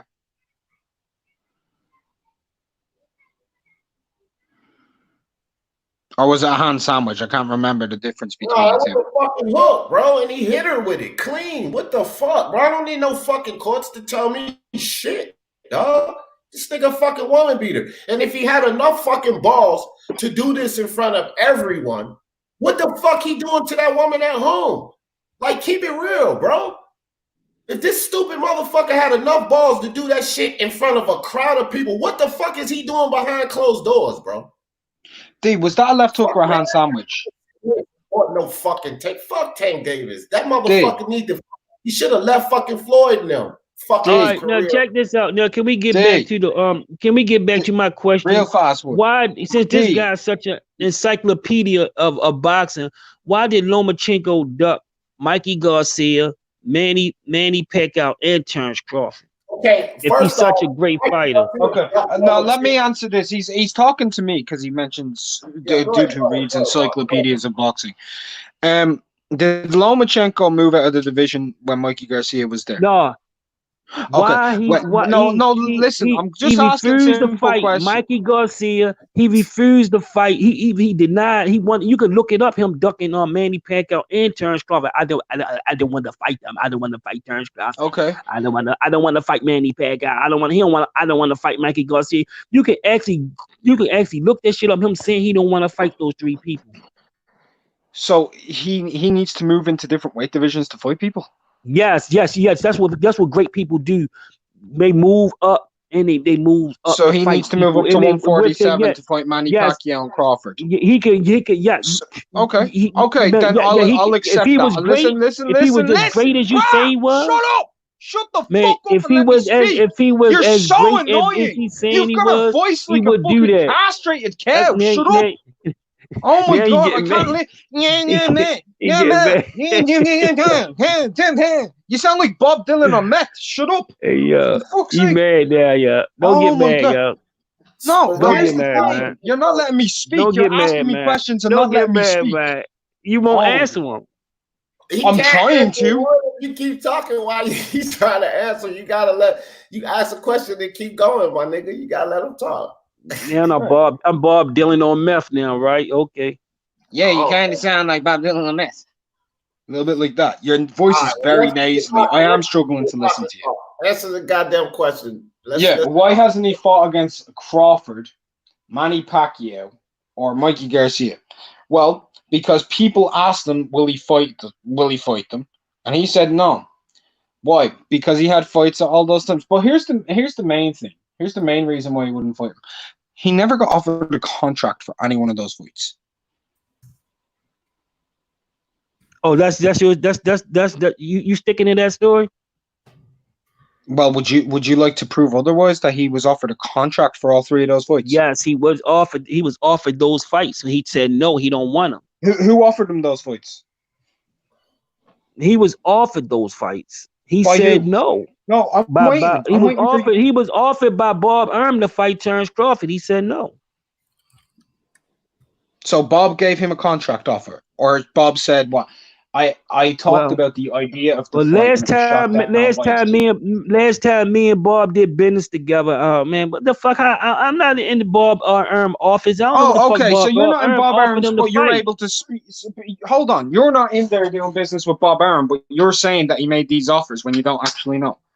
Well, did Tank? That's a contradiction. Did he send him a contract? Did Tank get a contract? The Tank get a contract for him. He was offered. He was actually offered a contract. The contract was sent out the same way. The same way he was. The same way. Well, that goes the same way. No, he was actually offered a contract for the Tevin Farmer fight. That goes the same way. His team admitted he was offered a contract for Tevin Farmer. The guy with the cross eye. You back to who you talking about now? Well, it's proof of we can put links of Tank being sent offers. There are no fucking links of Tank and them sending offers because they have not sent offers. So it's not just like we're saying that these offers were sent. Can I ask you a question? Yeah. Can you send an offer to a person that say they don't want to fight the person? No, I mean, you can send it to them. Whether they sign it or not, you can still send it. He said he don't want to fight these. I'm just saying these are guys. He said he don't want. He say I don't want to fight Mikey Garcia. I don't want to fight Terence Crawford. I don't want to fight Manny Pacquiao. Manny Pacquiao's too old and all that kind of shit. Manny Pacquiao's still beating champions. And he is. I'll go with you on this. Lomachenko is a bum because he didn't take 3 fights with Mikey Garcia, even though Mikey was offered to fight more times than Loma, and he moved out of the division not to fight him. I will rock with you on the Crawford and the Pacquiao situation. What I will say though is Tank was offered multiple fights with multiple different fighters, with contracts sent to him with fighters that he did say he would fight, and then he refused and fought against way lesser tier opposition than these guys. And I mean, that just means Lomachenko's a bum because he's not daring to be great. Whereas Tank Davis is by moving up and fighting for regular belts, whereas Loma's moving up in weight divisions, unifying championships, and Tank Davis is fighting guys who aren't even ranked inside the top 14 divisions. There you go. But, let's just feed into the media. Let's just feed into the media and rock with it, because Tank isn't like a poster boy fucking child for modern day media and boxing. And you're fucking talking about that bullshit. Tank Davis is a poster boy of somebody who's fought nobody to get where he is. Lopez, he was actually running from Teofimo Lopez too. And he refused to fight the guy that beat him. Who said already. That? Who said that? Who said that he's running from Teofimo? Is that Bob Arum's words? Yes, he was. Is that Bob Arum's words? He had to force him. Post the link of Bob Arum saying that. Go ahead. Is that what you want to say? Post the link of Bob Arum saying that. Go, get the link. Go. He had to force him.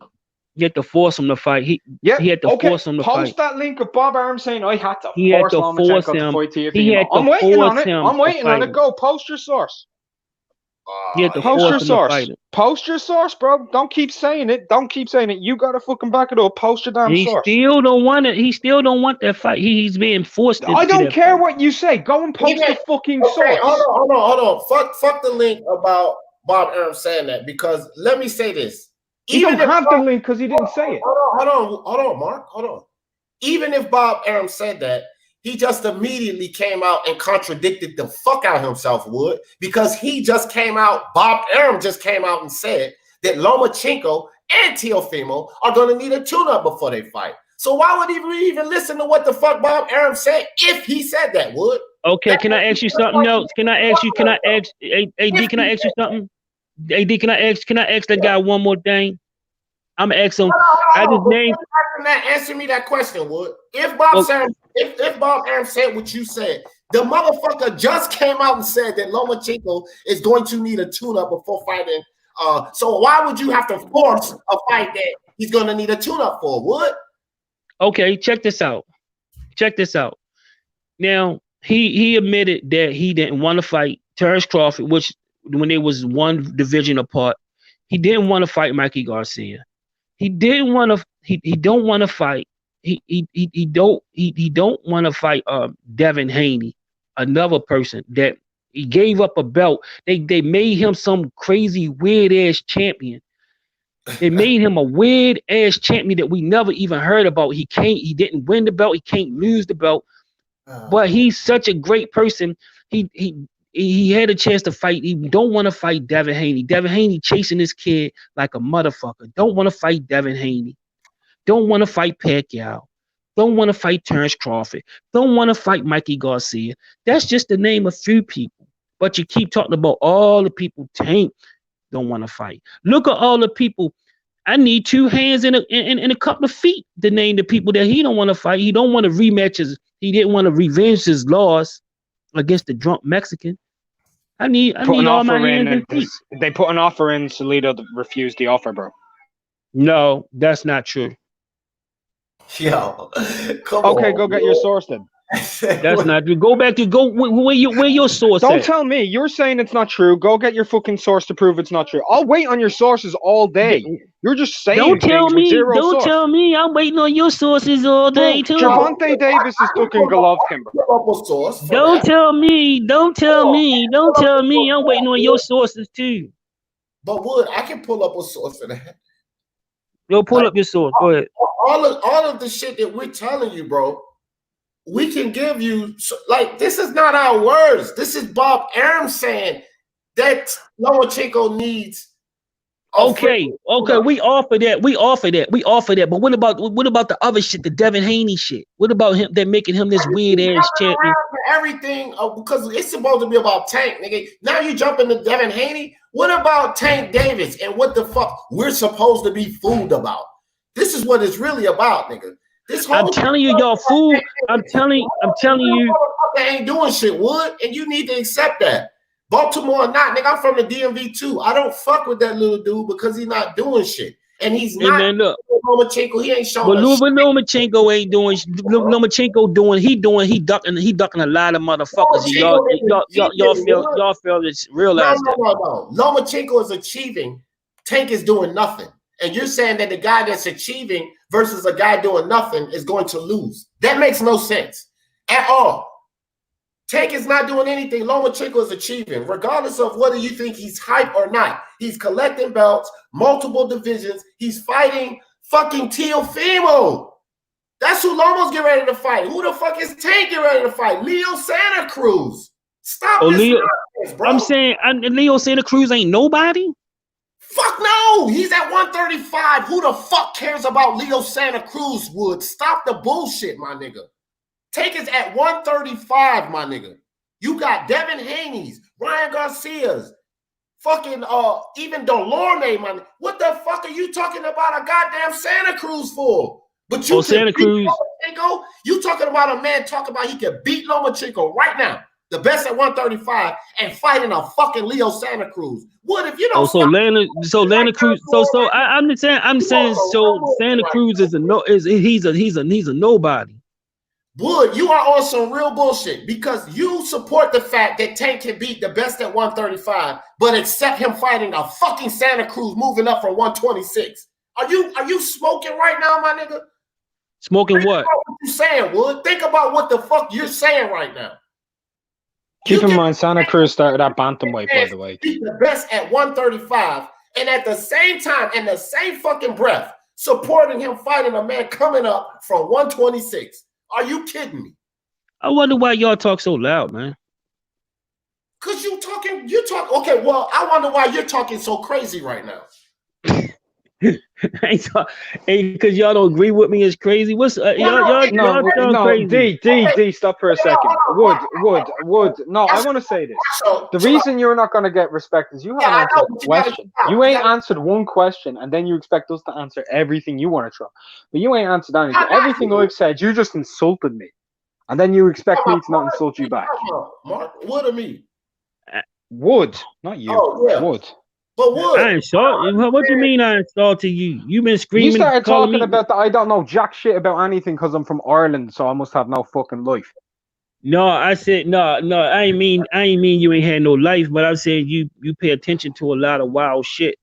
I pay attention to boxing because I'm a boxing fan. If you're saying that you don't care about everything in this sport, you're not a boxing fan. Get the fuck out of here. No, if you trying to fool people. Talking about Chocolate Doritos is a good fighter. That nigga ain't no fucking good fighter, man. He ain't no great fighter. Why? Because he a bum. He got knocked out. He can't fight. Okay. And he ain't no Hall of Famer. And he ain't shit. Okay, he got knocked out, so he a bum. He a bum. Yeah, Let's go because to all of the great they were trying to sell him as a great fighter, and I've told y'all he was a bum. He ain't shit. He can't fight worth of shit. Yo, I'm gonna say this right now, yeah? Manny Pacquiao, yeah? He's a bum. Floyd Mayweather don't get credit. He got knocked out by Juan Manuel Marquez, bro. Yeah, bum. He got knocked out. He got stopped, bro. He got stopped when he got knocked out by Marquez. Bro, he got knocked out by Marquez. Who the fuck this nigga get knocked out by? By a dude nobody ever fucking heard of. A journeyman. He got stopped. But look at all the shit. So you can't say that. Look at all the shit that he did. Look at all the shit that he did. So look what at about the shit that Lomachenko did before that fucking fight? He didn't do shit. He didn't do shit. Okay, tell me everyone he fought. Tell me who he fucking beat. Tell me the opponents who they were. Tell me. Before you say they weren't shit, you prove it. Before you say it, prove it. Prove they ain't shit. Talk to me about if a motherfucker. Listen to this. Talk to me about Estrada. I'm gonna tell you. Don't you listen? Listen. Talk to me about Estrada. If a motherfucker, listen to this. You can't go around naming bums and parks and street fighters and shit. You can't go around naming street fighters and bums and fight night and motherfuckers from fight nights. That's what I mean. He haven't fought nobody. He fought a bunch of fight night characters, a bunch of street fighters, a bunch of bum park motherfuckers. That's what the fuck I'm talking about. That's why I can't find them, because nobody know who the fuck they is, because he beat a bunch of bums. He beat 11 more world champions than Tank Davis. Man, 11 world champions that nobody know who the fuck he is. So with you saying that, Wood, with you saying that, outside of Pedraza, what the fuck has Tank? Who has he beat? Wood? You go on this whole rant about Lomachenko not beat. Who the fuck has Tank beat, Wood? That's noticeable. Who? Please tell me this, Wood. Please tell me this. Oh man, I'm not one of the big great. I'm not one of the big great Tank fans out there. I don't give a fuck about what Tank doing. Only thing I'm telling you is Lomachenko is overhyped and Chocolate Doritos is a piece of shit. Yeah, okay. So look, now D, I want to go on this. I really do want to go on this. I really want to go on this. The biggest hype job in boxing right now, Wood. By your logic, if Lomachenko's overhyped, by your logic, and Chocolatito's a piece of shit, then Tank is the biggest overhyped motherfucker in boxing right now, Wood. By your logic. No, he can't be more overhyped than Lomachenko. No, he has to be, because Lomachenko has done more than him. He has to be more overhyped. No, Bob is a master. Like I was telling this nigga last night, he's a master at matchmaking. They've been doing that shit for 50 years. Matchmaking. He has accomplished more. Fuck the matchmaking, man. Matchmaking, man. Okay, so that Floyd and Ellerby are fucking garbage at matchmaking. And yeah, you could say that. Yeah, you're right. I could agree with that. Yes, they are. I've been saying that. Gotten away from him. He's a grown fucking man. He should have been gotten away from him. So he's still garbage because he didn't take the time to get away from them, because they're garbage at matchmaking. Yeah, you right about that. I've been saying that they garbage at matchmaking. Yeah, and Tank is garbage for staying with him. Yeah, not garbage for his fighting. I bet he's a better fighter than Lomachenko. Listen, that's my whole premise. Is he's a better fighter than Lomachenko. That's the only thing.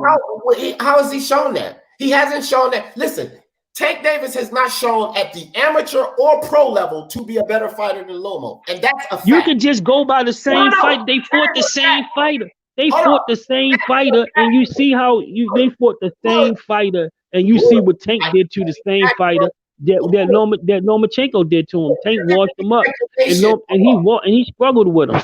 Wood, you're giving me speculations and using triangle theories, and I'm giving you facts. At the amateur level, 396-1, better than Tank. At the pro level, as far as titles, accomplishment, multi-division champion, he's proven to be better than Tank. What you're giving me is triangle theory speculation. Better matchmaking. Better matchmaking. I'm telling you, you're talking about better matchmaking. Like you said, I agree with you. Better matchmaking. You're saying matchmaking. I'm talking about accomplishments, belts he has collected, fights he has won.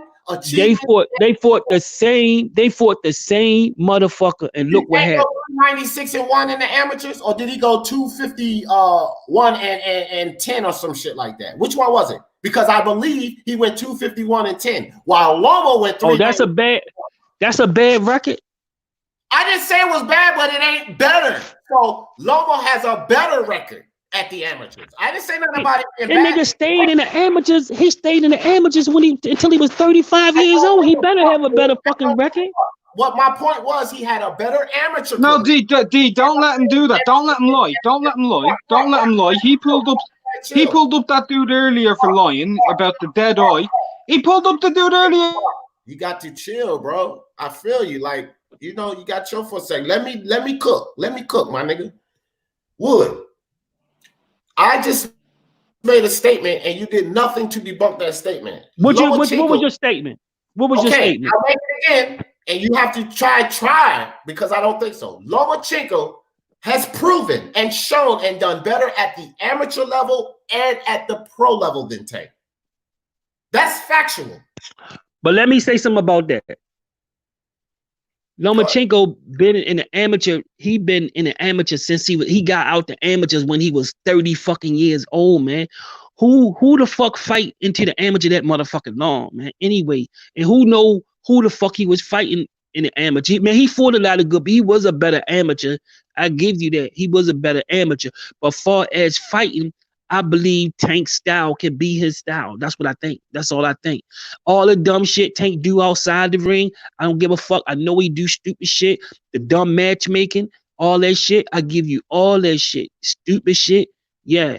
But far as styles make fights, I believe that Tank's style beats him. That's all I believe. What about all the stupid shit he does in boxing? Like not coming in shape, not having the gas. See, that's in boxing, and he's doing in boxing. I believe that too. But I'm saying that's what he's doing in boxing. So in boxing and out of boxing, amateur record and pro record, nothing fucking says Tank's better than Loma. But listen to this. Listen to this. I'm gonna ask you this question, right? Listen to this. I listen to all y'all screaming and all that wild shit. I'm not even tripping off of y'all screaming, calling me names and all that shit. I'm letting all that shit. But check this out. If Gervonta Davis was at top rank and he was getting it home cooking from Bob Arum and Todd LaBeouf, I believe he would have the same outcome and even better than Lomachenko. If he fought everybody, Lomachenko, the outcome would be the exact same. Even better knockouts from Gervonta Davis. If he fight all these people, fight Nicholas Walters, who was starved to death by Bob Arum, he starved him to death. You go look at the history of how he fought Nicholas Walters and some of these people. If Tank was getting the matchmaking that Lomachenko was getting, it would be the same outcome. He would have the same, if they went the same exact route, and I think he wouldn't even have a loss on his record. If he would fought Lomachenko record, he wouldn't even have a loss on his record right now. He'd be undefeated with Lomachenko's resume. So, is there any way you can actually objectively say that Tank is a better fighter than Lomachenko without pointing out Lomachenko's better resume? Say that again. Say that again. Is there any way you can objectively say that Tank is a better fighter than Lomachenko without pointing? Is there any objective way you can measure Lomachenko against Tank Davis without pointing out their resumes and the fighters they fought? Yeah, I believe he's a better fighter than him. Yes. You believe it, but it's not a fact. Well, you saying that Lomachenko is a better fighter is a fact? Well, if you look at their records, Lomachenko's fought more top 10 rated opponents, more champions. He's gone through more weight classes, won more belts, has a better title fight record. I'm asking you a question. If you put Tank in his resume, who on Lomachenko's resume would beat Gervonta Davis? Gary Russell would have whooped up on him. No, I don't think so. I don't care what you think. I don't care what you think either. That's cool, bro. Because you a bitch. That's why I'm a bitch. I know for a fact you can't prove I'm a bitch. I don't need to. I know that for a fact. By deflecting everything and coming around talking like a woman. I know for a fact you can't prove I'm a bitch. You just talking shit. You call yourself Wood, if I was in your Why face, do you want wouldn't Wood? say That's that gay. shit. That's a female shit. If you want Wood, you gay. Hold up, man. Hold up. What the I'm fuck gay. is the matter with all y'all today, bro? Gay. Best of the best. Y'all- I never heard you fucking yell. What? You just call this man a bitch. Wood, you been off the motherfucking chain. I don't know what the fuck. What the fuck is? Hey, y'all got a bunch of fake. I'm saying, man, you got a bunch of fake ass tough guys on here, man. I bet you any amount of money, if I see one of these niggas, they'll fucking shit on their motherfucking self. Well, if you want, you can come over here and see if I shit on myself or if I shit on you. Well, Wood, you better be lucky. You better be lucky I don't. Why? Because what you That's gonna one do? thing Come you'll over, be lucky. what you gonna come out and do? Come over to Ireland and peel me with a potato peeler or something? Is that what you gonna do? You're a funny little motherfucker. You're a funny little motherfucker. I bet I'm bigger than you. I bet I'm bigger than you. 2 fucking something, bro. I don't think he's gonna be scared, dog. and I say it again.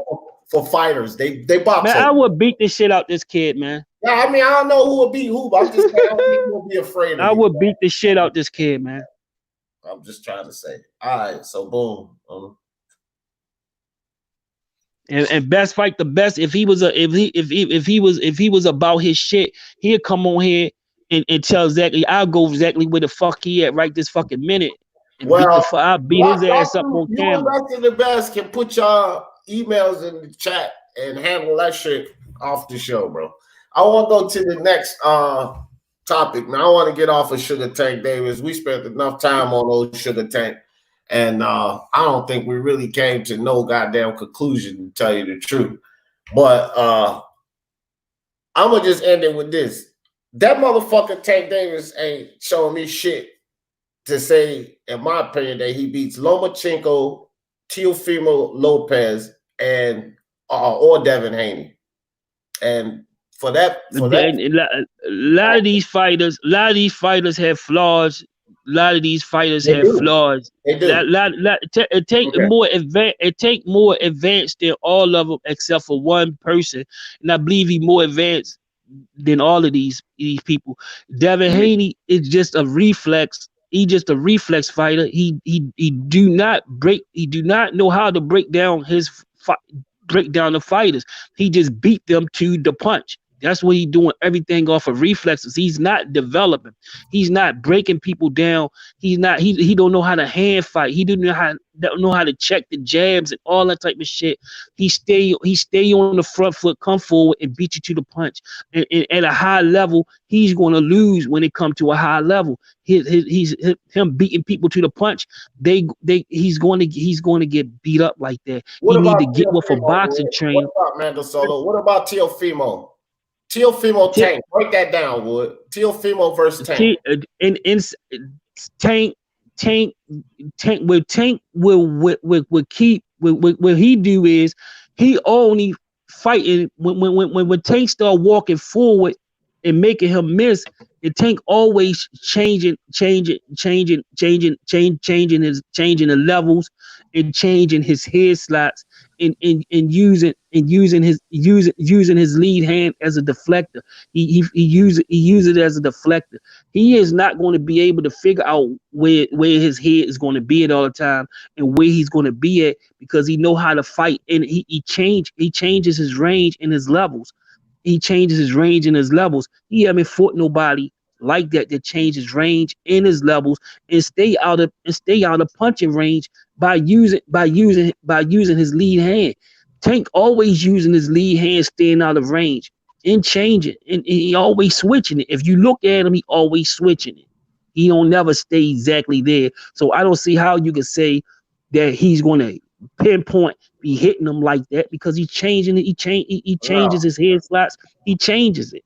Okay. So he got to change. That's a good fight. That's a 50-50 my brother fight. Les Mendoza. Real quick, guys. Let me get Red Glove been sitting up in here. Pacquiao just jumped in. Red Glove been sitting up here. What's up, Red Glove? Or your bio? This is the zone. What's up, fam? I put bio. It's supposed to be your boy. It's your boy. Oh, you put This bio. is the zone. Oh, my bad. My illiterate. It probably was just the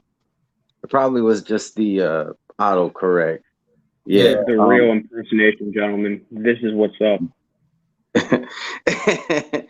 Hey, but is it true that you were saying that Loma's ducking Crawford and Mikey Garcia? Look, I want to say this real quickly. Whether you think Tank could beat all of Lomachenko's opponents or not is all an opinion. That's not necessarily a fact. He actually has to get in the ring and fight them, and that's the only way you can measure somebody. Yeah, all of our shit is fighting against another. It's how they do when they fight somebody. All of our shit is opinion, so that's a fact. I mean, ours is opinion that Loma could beat Tank, and it's an opinion that Tank could beat Loma. I mean, we're not going to know until they get in. I'm just saying the odds and what we have seen, at least what I've seen, the odds push me toward Loma winning that fight from what I've seen. Pacquiao, who is Pacquiao? Who is this? You guys in these different names and fucking I don't know. I don't know. Y'all always confuse me, bro. I let everybody up. You fucking everybody got so many logos. Mine is always the same. This one right here. Y'all know it's me. Speaking by Sports Talk. For the love of sports. Let's talk about it. Yeah. Based on opinions. Boxing ain't based on nothing but opinions. And it's just, you gotta know what you're talking about when you talk about what you're talking about. I mean, you can't just be, when you saying about Tank, when you want to talk about Tank to the point where you want us to praise him in a way that he done a lot, he gotta show us something. He gotta do something. You can't be at 130 pounds fight motherfuckers 126 pounds coming off losses and think we're gonna praise you for that shit. No, real fucking hardcore fans is not gonna praise nobody for that kind of shit. That's not gonna happen. And not even praise. I'm not even giving him respect for that shit. Praise. I'm definitely not praising him, but he's not getting respect from me for moving like that, bro. He's got to move better. This is the fight game, bro. If you ain't fucking fighting, man, you can cancel that shit. You're not getting no respect from me. You got to fight, and you have to fight well. But look, fuck Tank. Fuck Sugar Tank Davis. That shit is a wrap. I want to move on to the next fucking topic, which is Mikey Garcia says he's probably going to be fighting 4 or 5 more years, and he plans on going down as the greatest, one of or the greatest boxer in this era.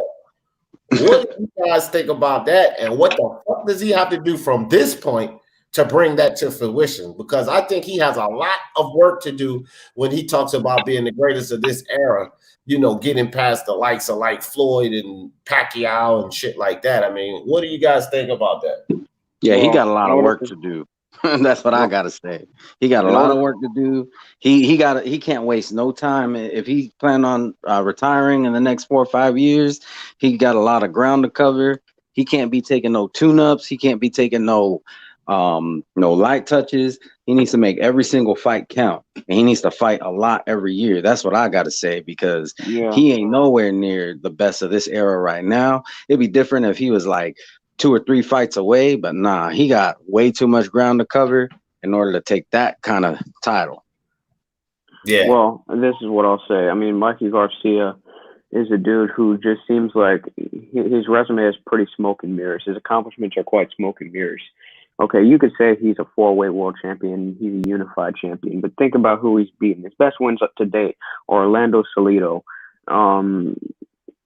Robert Easter Jr., Dejan Sotikinin, and Adrian Broner and Sergey Lipinets. Those are his best wins. Likely, I don't see him beating anybody at 147. Terrence Crawford, Spence, Porter, whatever the case may be. So for me, the most realistic opportunity for him to become a really good fighter for this era is to move down and go to like 140. But at the same time, if he fights somebody from 140, I mean, Josh Taylor and Jose Ramirez, I see them breaking Mikey down because Mikey be blowing up in weight. He takes a lot of time off. I think Jose Ramirez gives him a lot of problems. I mean, just look at near the end of the fight between he and Orlando Salido, where Salido was giving him hell before Mikey pretty much just quit in his corner. And they gave him the decision off a technical decision. And Josh Taylor, I just think would outbox him. I think Josh Taylor would out physique him. I don't see, and Mikey and his performances at 140 typically don't look good because, I mean, look at the lip in his fight. He had a lot of trouble in that fight. I think Josh Taylor will just outbox him. I think he's going to use his physical tools, his reach, his strength, and he's going to keep him at bay and stop Mikey from being able to really get in with that counter right hand coming forward. Yeah, with Josh Taylor, prime fighting championship, Mikey will look good at 140. Yeah, I tend to agree, and that kind of goes on what I was about to say. With Josh Taylor, I think that would be a more interesting fight with Mikey than people believe it would. At 140 or 47, because Josh was talking about going to 47. I think at 47, that fight may favor Mikey Garcia because he's had a couple of fights there, beat up Vargas and had a fight with Spence. I believe Mikey beat him. Yeah, I believe Mikey may beat him at 47. At 140, the fight would be much more interesting. But I'm going to tell you something, guys. Josh Taylor, although he has a high work rate and the way he boxes actually is kind of a good stylistic matchup for Mikey and what he does. That 1-2 and that timing, that's actually a good style for Mikey. So that fight's very interesting at 140. At 140. At 147, I will actually lean toward Mikey Garcia. Because Josh Taylor wouldn't be able to open up like the way he liked to open up. He would have a problems opening up because of what Mikey does. Mikey like to sit back and then what Mikey jab. Mikey can use his jab against the southpaw the way he uses jab, and Mikey always remain on balance with his jab. So if Taylor don't open, if Taylor had problems opening up, and Mikey can make him throw punches with his jab. Mike, if you don't defend Mikey jab, he'll beat you up all day. Yeah, he'll beat you up all day. I don't know why he should fight at 140 anyway. I don't know why Mikey even went to 147 because he not really going to be. I don't see Mikey being successful at 147. Mikey need to fight at 140. This guy, whoever this guy is, he 100% right. I don't know why he's at 147. He'll be better at 140, but I don't think Mikey want to make the weight. I don't think he want to make the weight.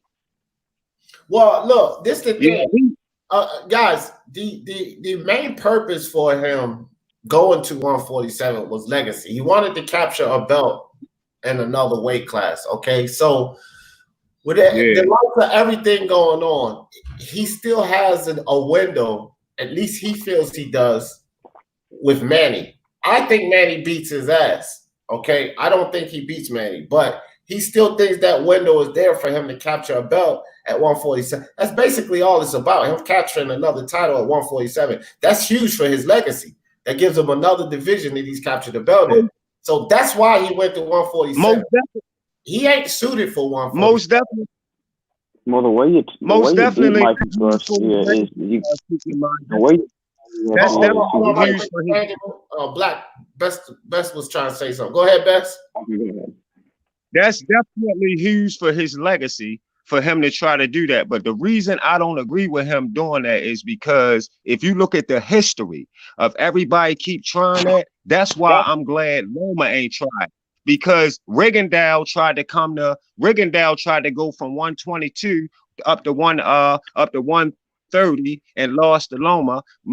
Fucking Kell Brook left 147, skipped 154, go to 160, tried with Triple G, and Mikey just tried to skip 140 and go to 147 and beat Earl Spence and got his L. Every time it seemed like that shit just don't seem like it's good to try to do. If Loma try to skip 140 and fight Terrence Crawford at 147, Terrence Crawford will murder Lomachenko. It's not even a question. He will murder Lomachenko, yo. It's just that shit is not cool to try to do. I know Sugar Ray did it. Yeah, they say Sugar Ray did it. Sugar Ray went from 147, went to 116 for Marvin Hagler. Okay, so it happens every once in the blue. Maybe somebody might could do it, but that shit is just. I think you should just go division by division like Floyd and Manny did. I just think you should go like that if you want to move. Yeah, guys need to. Floyd moved up before Oscar and Canelo.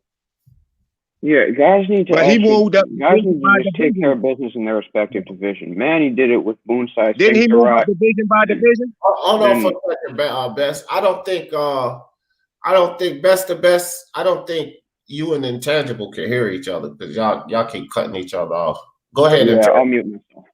No, go ahead, Intangible. I don't think he heard you. I don't think he cut you off on purpose. Go ahead. Well, I mean, also, it's just tough because most fighters today, I don't see any fighters today being able to make that 2-division leap from 135 to 147 and 147 to 160. Maybe Virgil Ortiz someday, but I mean, that's very rare. With Manny Pacquiao, yes, he was able to beat Boonside, Singh Surratt, then Barrera, then Morales, then Diaz, then Cotto and such. But I mean, that's an anomaly, and I don't see any fighter that really replicates him. Then you have Floyd, who is able to, but there are no fighters today that really replicate either two of them, I don't believe. I mean, the closest one who may be able to is Usyk, but that's a question mark too. That's a fact, Lawrence. Lawrence said Mikey didn't skip 140. He beat Lipinets. Yeah, that's a fact. He did. Yeah, right. That's at 140. Sweet Science Sports Big Dojo says, hey, if anybody say what's up and I did not answer, it's because I'm cooking and listening. So what's up, everybody? Got to get back to cooking and listening. All right. I feel you. I need to get to cooking in a little bit. I'm hungry than a motherfucker. But yeah, and Mikey is just, I don't know why. I don't think he moved up to 147 for anything besides a check, because there was no way he was picking up wins there. You know, the way to beat Mikey is to control the lead hand and to take lead hand dominance and stop him from being able to get off his 1-2. That's why Spence beat him with that style. It's because it's a good style to beat him, and Mikey doesn't really have too many other ways he can just step in. And guys are just much bigger than him. Terrence Crawford has a crazy 74-inch reach. I mean, yeah, I just think it's a money grab. This is a money division. I gotta disagree with that. That's not the only way to beat him. The way to beat Mikey. That's one way. Another way to beat Mikey is able to get punches off without him countering you. If you able to get punches off without him countering you, then you all right. But if he locked and loaded, and shooting that, and you can't get around his jab and that crazy 1-2, you got to be able to get punches off. So you got to be able to move in and around the center line and get punches off without him countering you. Because if he catch you with one of those shots, you going to fucking sleep. Well, what about a counter? What about a counter to him? Pull counter that nigga. He throwing a lot of straight jabs and straights. You pull counter that motherfucker. He jumps in. Yeah, right. He jumps in. He jumps in. If you got to be able to throw punches and you got to be able to swarm him and keep him. If you throw one shot at a time, you're not going to beat him. Let's just say that. You got to be able to throw. That's how Spence beat him up easily because he disrupts his time. And Mikey fights timing, so you have to do something to disrupt that time. And once you do that, you have a good edge on beating him. Yeah, you got it. Yeah, you got to do that. You can't do it one punch at a time. You got to be able to throw a lot of shots. Yeah. Raider from LA in the building. What's up, Raider? Oh, hey, shit. What's up, my boys? How's it going? Just waking up over here. Just waking up over here. What's cracking, man? Oh no, man. We talking about Mikey Garcia says that, you know, he plans on fighting 4 or 5 more years, and he also plans on going down as the greatest or one of the greatest in this era. And I'm saying he's got a whole lot to do, and he's got to get his ass to work if he plans on doing that. Yeah, I don't even have Mikey in my top 10 pound for pound right now. Raider. He just came in, bro. I'm intangible. You're over there jacking my conversation, man. What's up? Yeah, he needs a lot of work, man. You know, the only reason he's up there is to get a belt, right? He wants to be a 5-time 5-division world champion. That's the only reason he's up there. That's what I was saying. That and money, obviously, right? That and money, but yeah. Right now his chances of getting one is not looking good. You know, he's got to beat Spence, which he didn't beat. The next one is Crawford, and then Pacquiao, right? I think he's hanging in for Manny, bro, because he ain't beating Spence or Crawford. I think his best chance is Manny, but I mean, come on, if your best chance is Manny and Pacquiao, I mean, fuck. Yeah, you fuck, because I don't think he beats Manny. I think. But here's the thing, guys. So is he gonna get one? Maybe not right now, but if he's got 4 or 5 more years, think about this. Manny Pacquiao's gonna be retired by then. Errol Spence is not gonna be at 147 by that time. Him and Manny is 50-50. Him and Manny is a 50-50 fight. Yeah, and then Crawford, I don't know how long he's gonna be at 147, but I think like in about 2 more years, I don't think Spence or Manny Pacquiao is gonna be at 147, so that belt is gonna be available, and I think he might get it. I'm actually sure he's gonna get one within the next 4 or 5 years. No, I can't say that, bro, because look. Think about this, Raider. Look at the guys that we have coming up.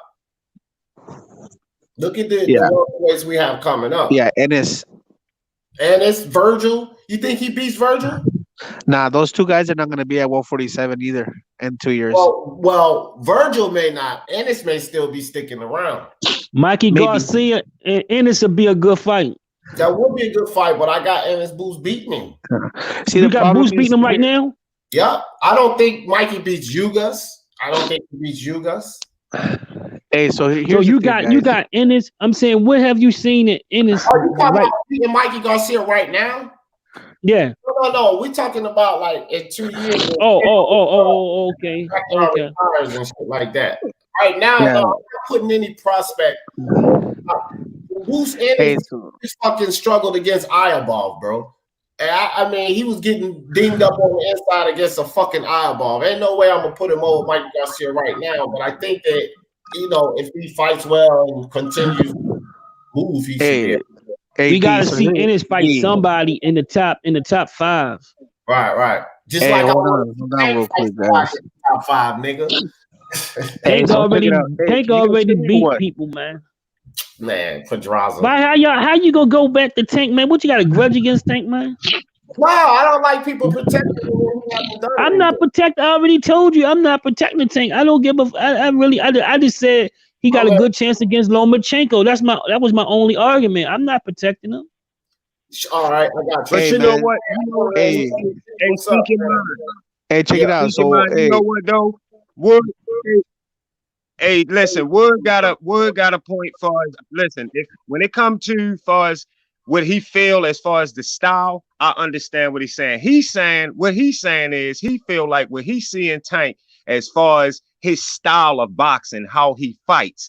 He feels like Tank style will beat Lomachenko. It's no problem with that. I don't have no problem with that. Nobody should have a problem with that. That's his opinion. That's cool on opinion, because you or me might feel like Lomachenko will win because of the style we see Lomachenko use. Now, but when we talk about what we want Wood, what we trying to get Wood to understand is, y'all, we got too many people out here protecting Tank for what has been done. You have to also agree with us. When you look at his resume, you have to be real, and you got to be real with yourself and say, okay, Tank, look. I told you that. I told D that. I said he need. I said I don't like the way I said he 100% right. I said I don't like the next fight that's coming up, and I don't like the way they moving them. But my only in the shit that he does outside the ring, I said he was 100% right. I just said that I just think that the style matchup would favor him over Lomachenko. That's the only thing. That's the only thing I said. Let me shout out my man Nick right quick. My man Nick Harmer, my UK Connect. I appreciate you, Nick. Nick said, D Jefferson, keep up the grind. I appreciate that, Nick. Nick with the £5 super chat. £5, give me a pound, my nigga. All right. Hey, but, D. Yeah, man. Hey, so check it out. Up? So Mikey Garcia, right? Before he fought Spence, he was a pound for pound fighter. He was like what, like around 6 or 7, right? In everybody's eyes. Yeah. Everybody's eyes, but he was pound for pound on some list. At the time, I didn't have him pound for pound on my list, but people pound for pound though. Yeah. All right. So not everybody. A lot of people then. Yeah. All right. A lot of people had him beaten. A lot of people had him beaten Spence, like Sugar Ray Leonard and a few other people too. Yeah. So here's the thing, right? So I mean, he was a pound for pound. He's probably not in there no more. Some people still have him like in the lower 10s or whatever. But anyways, he was a pound for pound fighter. The thing is that he bit off a little too much than he can chew, right? That fool, he went over there at 147 and try to fucking beat the top dude, which, you know, Pete, you're not supposed to be doing that. You know what I mean? You go in there, you get your feet wet with somebody that's not the top. You know what I mean?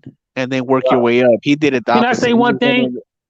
I think he would have did a whole lot better against somebody like Terrence Crawford. Terrence Crawford make a whole lot of mistakes, and then I believe Mikey got a better chance against Terrence Crawford. I agree. I agree with that. I agree.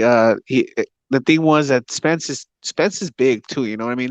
I don't know if you guys saw. You know, Spence, every time Spence hit fucking Mikey felt that. You know, he felt those shots. He was kind of like hesitant to throw his shot because he was thinking about getting hit with a power shot from Spence. So he's kind of hesitant. I'm gonna say one more thing about the Errol Spence. Errol Spence, only thing that really saved Mikey from getting knocked out is Errol Spence outside of the ring, eating habits and all that type of shit that he was partying and shit.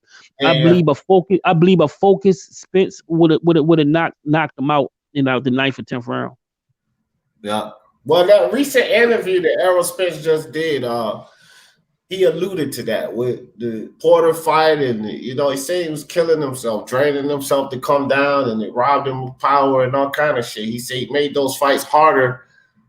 He made them harder than they had to be by not doing what he was supposed to do in between fights. So he admitted to that, and that's why, you know, this is what it takes. Like, these fighters can't be just doing shit and then make an excuse. They have to accept it, or the change ain't gonna happen. All right, look, let me I don't know who this Nitty G is, bro, but this motherfucker been talking. Nitty G, click the motherfucking link. I've been ignoring you, bro, because listen, I ain't lying to no one about anything, Nitty G, but what you can do is just click that link. You can come up here on the panel and join us and tell me exactly what you think that I'm lying about, bro. I mean, let's clear it up. For the love of sports, let's talk about it. You know what I mean? So, yeah, for the love of sports. Yeah, you know what I mean? Fuck wrong with this dude. So anyway, dog, on to the next topic. I just wanted to speak on Mike a little bit, but here's a good one, dog. This is what I was reading on this shit. Fucking Oscar De La Hoya. This guy. So, of course, he's talking shit about Dana White and UFC 249 that's going on tonight. And, man, my fingers still crossed. Until I see that thing cross the screen, I'm like, I'm not believing it, but I hope it goes through. But UFC 249, Oscar De La Hoya talking a whole bunch of trash. You know, him and Dana White don't fucking get along with each other anyway. They simply don't like each other, right? So, Oscar's talking shit, but here's what's more important about Oscar. He's talking shit about 249, but this fool also told Conor McGregor that he'll put him away in 2 rounds. Look, y'all think Oscar? And he challenged him, right? And Conor McGregor said he accepts the challenge, and then Oscar he kind of backtracked and said, "I was just telling you what I would do to you." What do y'all think, Oscar? Do you guys think that? Can you call this clout chasing? Because look, Dana White get ready to get an event off. Golden Boy is slumped. He talking about. I mean, Oscar could have been high. He could have been high. That's true. That's a true statement. He could have been high. He could have been high. Well, what do y'all think? I'm gonna go around the panel, bro. What do y'all think about Oscar in these recent statements? You know, UFC 249 is a joke, and the fact that he would challenge Conor McGregor and put him out in 2 rounds. What y'all think about that shit? Oscar De La Hoya. I don't believe Oscar can get in that type of shape anymore. All the damage he done to his body. I'll put my money on Conor McGregor. Yeah. Oscar's no Floyd, bro. He's not been in shape like Floyd, and the cocaine. Floyd never did no fucking cocaine and drinking and drugs and all of that type of shit. Floyd's a dickhead. Yeah, he's an asshole, but he kept himself in shape. You know what I mean? Like, Oscar not in no type of shape. Oscar not even in the regular person shape. He not even in average person shape. He drink and everything else. Oscar to get beat the fuck up. Yeah, I don't. Hey, here's the thing, guys. Conor McGregor does not know how to box, dude. If you guys think he knows how to box, I don't know what you guys are looking at. That fight with Mayweather was letting him, put it on. We talking about a 47-year-old Oscar De La Hoya, man. Yeah, but Conor McGregor has never boxed in his life, dude. He boxed Floyd. He boxed. You can't say that when he boxed Floyd Mayweather. He boxed. Yeah, but that was not. Come on, dude. Floyd Mayweather was toying with him, dude. That was like. I'm gonna ask you a question. You think Oscar can beat him in a fight? Right. I'm talking about right this minute, not the old Oscar, but this Oscar. I don't know, but I'll tell you this much. I'll tell you this much. I can have. What did they fight at 147? At 154, but look, Raider, they fight at 160. Yeah, 154, 160. But here's the question, Raider. Hold on, guys. Hold on. Will he stop him in 2 rounds, Raider? This is what Oscar was talking about. So we're not fuck talking about if he can beat him in a boxing match. Oscar's talking about right now, off of cocaine, fishnet stockings and all, getting back in that ring and stopping Conor McGregor. You believe this? Right? No, I don't think so. But I mean, okay, that's the shit that I'm talking about. So like let's get to the context, because this is the foolishness that Oscar is talking about. Oscar's boxing great. Let's not. Fuck, I'm not gonna throw that shit out the window. And Conor McGregor's a boxing nut. So I'm not talking about beating him in a fight, but I'm talking about an out of shape, fat coke sniffing Oscar coming back to the ring now to beat Conor McGregor in 2 rounds. This is what Oscar is claiming, Raider. This is what we're talking about here. So let me ask you this: if Oscar was to have like 3-4 months to get in shape and lose and get down to 160, do you think it'll kill him if he's in grip? It'll kill him. It'll kill him. Yeah, but I'm asking you it'll kill him. Regardless, whether he how old is Oscar or not, I don't think he stops him in 2 rounds, Raider. No, I still don't think he does that. It'll kill him. He don't beat him, bro. How old is Oscar? Like 47. I don't know if he's that old, but he's old. Shit. Fuck. He like 4 years older than Floyd, and Floyd is 43. Bro, he's 47. We're right. The motherfucker's almost 50, bro. I told you he's 47 years old. Fucking Conor McGregor in 2 rounds. Like, I don't know what the fuck, man. You know what? This is why I will say this, guys. This is why these fucking promoters are able to sell this bullshit. Like, fans are so quick to want to jump on. I think it's highly illogical, even though it's different disciplines. And let me say this too, Raider. Conor McGregor did practice boxing. So, no, he's not a boxer, but, these MMA fighters, they do practice other disciplines to hone their skill. He boxed a lot. This kid can get boxed a lot. It's not like he's a boxing idiot. But when we talk about a guy being almost 50 who has not taken care of themselves, coming back to the ring to be a fighter active combat fighter in his prime. Like, man, come on with this shit. It's not going to happen.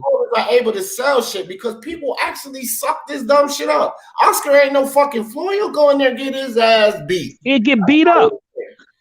He'll get beat up. Yeah, I didn't say Oscar would beat him. I didn't say Oscar would beat him in 2 rounds, but in a fight, I don't know. This is what Oscar is saying. You don't know. This is what Oscar I said in a full fight. I'm talking about what Oscar's saying, Raider. 2 rounds, he knocks him out. This is what Oscar's saying. Yeah, not 2 rounds. That's why I brought up the foolishness. Like, I'm not saying it's foolish that Oscar can get back in shape and get in there and compete. He was one of the best boxers, you know, in modern day history. He was one of the best boxers, period. So we know Oscar be doing shit just to get on the limelight too, you know what I mean? Yeah, that's why I think remember that this is why I started. Like, it's not impossible for Oscar to be clout chasing just because this motherfucker Oscar doing a horror. What I'm saying is, you sitting on Dana White's event when Dana where did this stuff come from? Event happened. Jesus Christ! And then he's talking about knocking out Conor and 2 rounds. That to me sounds like clout chasing. That's why I brought this up. I want to know what y'all think. Do y'all think does this sound like Oscar's doing a bit of clout chasing during this COVID time? I think Oscar had a problem knocking out Dana White at this point in time. Yeah, yeah. Dana White might give him a run. I think Dana White would go a few rounds with Oscar right now. Yeah. I wouldn't deny that. Just deal with the Golden Boy. Oscar just needs to be dealing with Golden Boy and chill the fuck out. Exactly. I mean, you know, running all of this shit. Hey, look, man. Look, cocaine is a hell of a motherfucking drug, just like Rick James said. But you know what else cocaine is? It's expensive. It's an expensive drug. Oscar ain't making no goddamn money right now. He talk all that shit about Floyd, motherfucker. You got a problem with tricks and cocaine. That costs a lot of money. So maybe both of them. Maybe he might not be bullshitting. Maybe he want to get in there and mix it up with McGregor and get him payday. What's up, D? What up, Battle? What's up, Battle? What's going on? What you think about whole situation, Battle Rifle? Honestly, I think they just, you know, status jockeying because Oscar De La Hoya doesn't like Dana. Dana doesn't like Oscar, so it's just status jockeying. Nothing big about it. I think I wanted to dispel a myth though, and I know D definitely thought I was trolling, but I don't think I'm trolling, bro. I don't think Mayweather was carrying McGregor like people saying. Oh yeah, he was carrying them, bro. No, bro. I'm not convinced on that. Like he and I'm not even a casual. This is not just something you're saying. Like, you know, Mayweather just didn't know what he was doing and stuff like that, and Conor was beating his ass. Like, he was beating him on rounds, but I'm not convinced he was. And you know what Mayweather was doing? Mayweather wasn't Mayweather wasn't carrying him, but Mayweather wasn't boxing him. Mayweather was just letting him punch himself out. He just let him punch himself out. But that's the way. By carrying him, like Floyd was just throwing in the high guard. That's all. The high guard, letting Conor get off, letting Conor try to look pretty.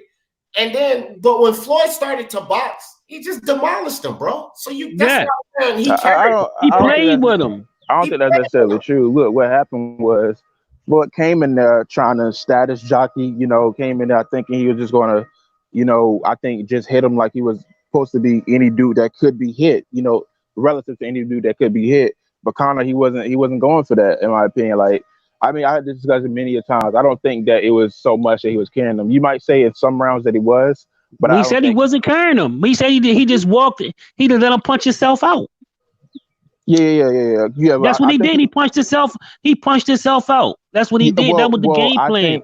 I think that was his game plan eventually, but I think, like, you know, that's what happened. I don't think that was his original game plan, though. That's what he said his game plan was. To punch himself out. Of course he's going to say that, you know, just because. What do you think his original game plan is? You can't just say, I don't think that was. What was his original? I said it. I said I think what he was originally going to do was pop him all night, or at least pop him to the point where he was going to get knocked out with Conor McGregor, but he wasn't able to get off those, you know, those lead right hands like he normally do. But he came in there walking I don't know how you can even say that because he came in there walking right to him. I don't agree. He came in there walking to him. You know, he came in there walking to him. He came in there walking to him.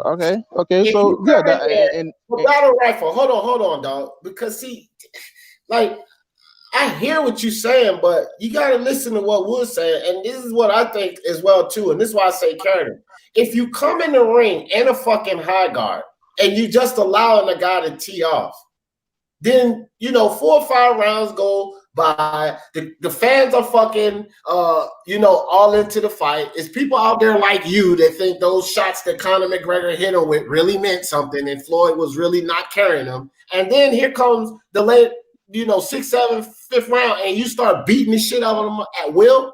He was carrying him, bro. He was putting on a show. The player I'm not. He's not accustomed to 36 rounds of boxing. He carried the man, and then he beat him up and took him out. If Conor was doing as good as people say he was doing, he would have been able. He would have had something left in the tank that could tell you that Floyd was his plan, because Conor didn't have anything left in the tank. That's why Floyd walked forward and let him punch himself out. He had nothing in the tank left. I don't think it's so simple as him having enough in the tank. When you go late rounds, it's just you lose a lot of energy that you think you had in training. That's just boxing, period. You just now debunked your own point. No. You can be outboxing somebody and still lose late rounds. That's a part of boxing. You believe that Floyd was actually trying to box Conor McGregor? No. I don't think he was trying to box. I don't think he knew Conor McGregor would be that difficult to take out. That's what I'm saying. But I'm saying, you saying that wasn't his game plan to walk forward and then punch yourself out. What do you think his game plan was? I said it earlier. I think what he was trying to do was basically, pop him all night. Usually what he does with most southpaws, because if we notice, look at all his fights, he's usually more aggressive against southpaws. So I think he was trying to do was just keep popping them until he got him out of there. But he was popping them, with the right hand, but it wasn't as frequent as we normally see Floyd, and that's why he was getting tagged up so much. Floyd was partying. If you notice anything about that fight, if you know the history of the fight, Floyd was partying the whole time. He wasn't training. He wasn't training. He didn't take that fight. He didn't take that fight serious at all. Okay, he didn't take that fight serious at all. He just walked forward. And Conor McGregor threw punches. And he got knocked out. That was his game plan, and it worked. I understand what you're saying. He wasn't taking it serious. Battle, let me ask you this too, because you just said Floyd didn't expect to get hit up, or he didn't think he would get hit up like he did, right? Mm-hmm. But if Floyd goes in there, walks right toward Conor in the fucking high guard, bro, come on. You did not battle. You didn't see Floyd being the elusive Floyd, using shoulder rolls and all of that. If he doesn't want to battle, hold on. If he doesn't want to get hit traditionally, this is what we see Floyd do. It's going to be a boring fight. Like, he didn't want to get hit by Manny Pacquiao. He didn't give a shit about getting hit by Conor McGregor. So this is telling you that he wasn't trying to be what you're talking about, bro. It wasn't that he didn't expect to get hit that much. He did expect to get hit that much because he was walking into it with the high guard, bro. He walked right to the punch. He walked right to him. He didn't use not one angle. He didn't use one angle in the whole fight. He didn't. He didn't even try to be elusive, battle. He allowed that man to punch, and then he just basically obliterated him late, bro. But D, what? Like Conor did something that Floyd didn't expect. If Conor was doing, can I say one thing? If Conor was doing good, he would have been punching with a purpose. He would have been punching him up and then punching him up. Hold on right quick. Hey, Nitty G, look, this is the last time I'm gonna tell you this, bro. Because I don't have no time for trolls. I just put the link in the chat again. Click the fucking link or one of my wrenches, I'm gonna have them to remove you off of this fucking channel. I don't have time for this dumb shit. And you reminded me of El Jefe. You might be El Jefe with a fucking stupid ass, because this is what you acting like, El Jefe. Click the He wanted the bussy, man. He wanted the bussy. He wanted the bussy brothers. Or shut he the wanted the fuck bussy up, brothers. Get removed off this channel. But all of this dumb shit, you ain't gonna keep doing. So I put the link there. Click the link. Come up here and talk, because that's what this is. Speak your mind sports talk. You can come up here and speak your mind, but that trolling shit is gonna get you kicked off of here. So that's your option, bro. Click the link. He wanted the bus. I think he wanted the bussy. I think he wanted the bussy brothers, man. I think he might be H Money, since H Money is so insistent that everybody's ducking him. He wanted the bussy brothers. But anyway, DJ, what I'm saying, look, you got to understand. Prime fighting champions. I know, bro. Huh? No, I was talking to somebody in the comments. Go ahead. What I'm saying is, the fact of the matter is, yeah, he did, like, within a sense, came at him, not as elusive as he should have been. But when you really look at Floyd's fights, he doesn't usually fight behind his shoulder when he's fighting southpaws, especially if they're taller or about the same height. He usually fights the traditional way. But since for the simple reason is they can step around his shoulder because they can get that outside angle. That's usually what he does. Yeah, he used it in spurts with Victor Ortiz, but after the Victor Ortiz fight, you start seeing him fight the traditional way. When it comes to him versus Conor, I thought what he was trying to do was, get off those real nice hits to the body. Usually what Adrian Broner does. You know how Adrian Broner, he turns off box mode and get into slug mode when he's fighting Ashley Theoplane and something like that. They usually put their hands up and they walk the person down and then get off those body shots, and then get off those nice headshots. He wasn't getting those shots because Conor McGregor was effectively turning him. That's the thing. You can actually see that fight, and I can actually break down why he was turning him so effectively. Battle rifle. So how many rounds do you think Conor won then? He won. He got stopped in like round 9, didn't he? Somewhere around. I don't remember. But how many rounds do you think he won? Because I think I had him like 5 or 6. But yeah, Conor won 5 rounds. Yeah, like 5 or 6 rounds. So you're thinking? So you're saying that Conor McGregor did better than Pacquiao against Floyd? He did, but the fact of the matter is he was just bigger. So, Did you see Conor McGregor family in the audience crying? No, man. I'm gonna tell you something. Well, that's because he got hurt bad. It's fine. It happens. Hey, what's up, fellas? What's going on, fellas? You didn't see his family crying?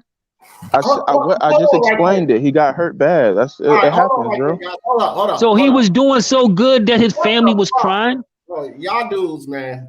Listen. When I say hold up, man, hold the fuck up, please. Because I gotta introduce people to just step on the chat. I'm gonna let y'all talk, but y'all gotta chill for a second when I say hold up. Boxing Jedi in the building. What's good, fam? What's good, my brother? What's good, man? Happy Saturday to everybody on the panel with my boxing family. What's going on, kid? Oh, same old. All right, go ahead. What's up?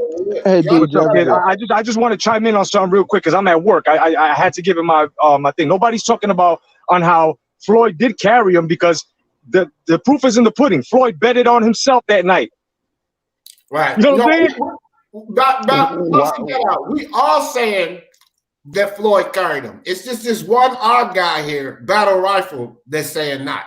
So we all agree with you. Wow. I mean, Floyd bets on himself almost every fight. That's not really. Yeah. No. Listen. No. So it's fact now that you said Boxing Jedi. And quit Candy. Any validity about why he didn't carry him, bro? Because when did you? Okay, D Jefferson. You're fucking crazy right now. You gotta understand. D Jefferson. When have you ever seen Floyd that far below or down on points? Because that never happens. Well, when you bet on yourself on 10 rounds, which is when he took him out, I mean, you're going to pick up the action, especially when Conor McGregor has no boxing experience. You also have to understand that in boxing and UFC, the punches are totally different dynamic. And, his cardio wasn't up, bro, as to the boxing cardio. Boxing is a much, much more harder sport, bro. And he just didn't have the hand-eye coordination needed for that fight. You know what I'm saying? I like Floyd Mayweather and everything, but Floyd Mayweather did exactly what a boxing savant does when you know what you're doing, especially with somebody that was 0-0. You know what I'm saying? I mean, there's no other way to do it. Listen, I got to go back to work, but I'll be listening on in. Peace, battle fight for everybody. Hey, Jedi. Yeah. Hey, real quick. I heard you yesterday talk about the Democrats real quick. Yeah. Remember? All right. Have you seen that pandemic thing? Yes, I did, bro. That's crazy, right? All right. So check it out. So I heard over here on the grapevine that this virus thing is more about the elections.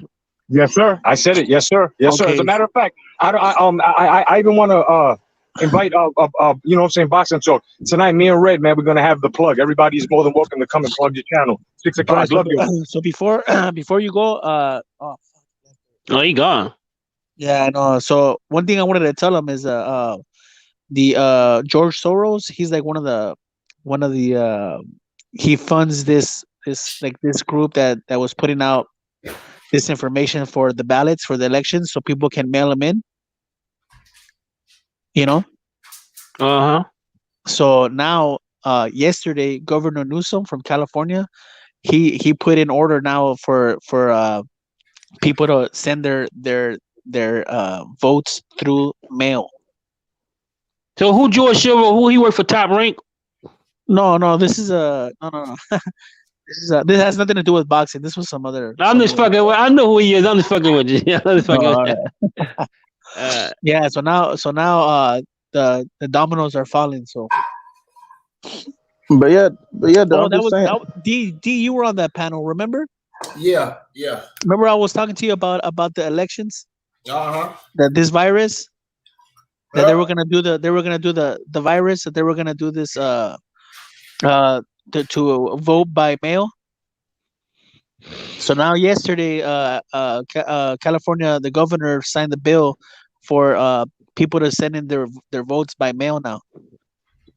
It's going to be, that's just the way that this thing can easily be tampered with, bro. I mean, it's always been tampered with anyway, but now they're just adding more ways for the election and the numbers. Y'all think the virus not y'all think the virus not real? No, it's real. I think it's something killing people. I don't think it's what they're saying it is. No, it's definitely real. It's for sure it's real. But I'm a nurse. I work in the hospital. I work in the hospital. I work at I work for an agency, a nursing agency, and I work for Deanwood in Washington D.C. Shit is taking out nurses. It killed like two of my friends. Two of my friends died from the shit.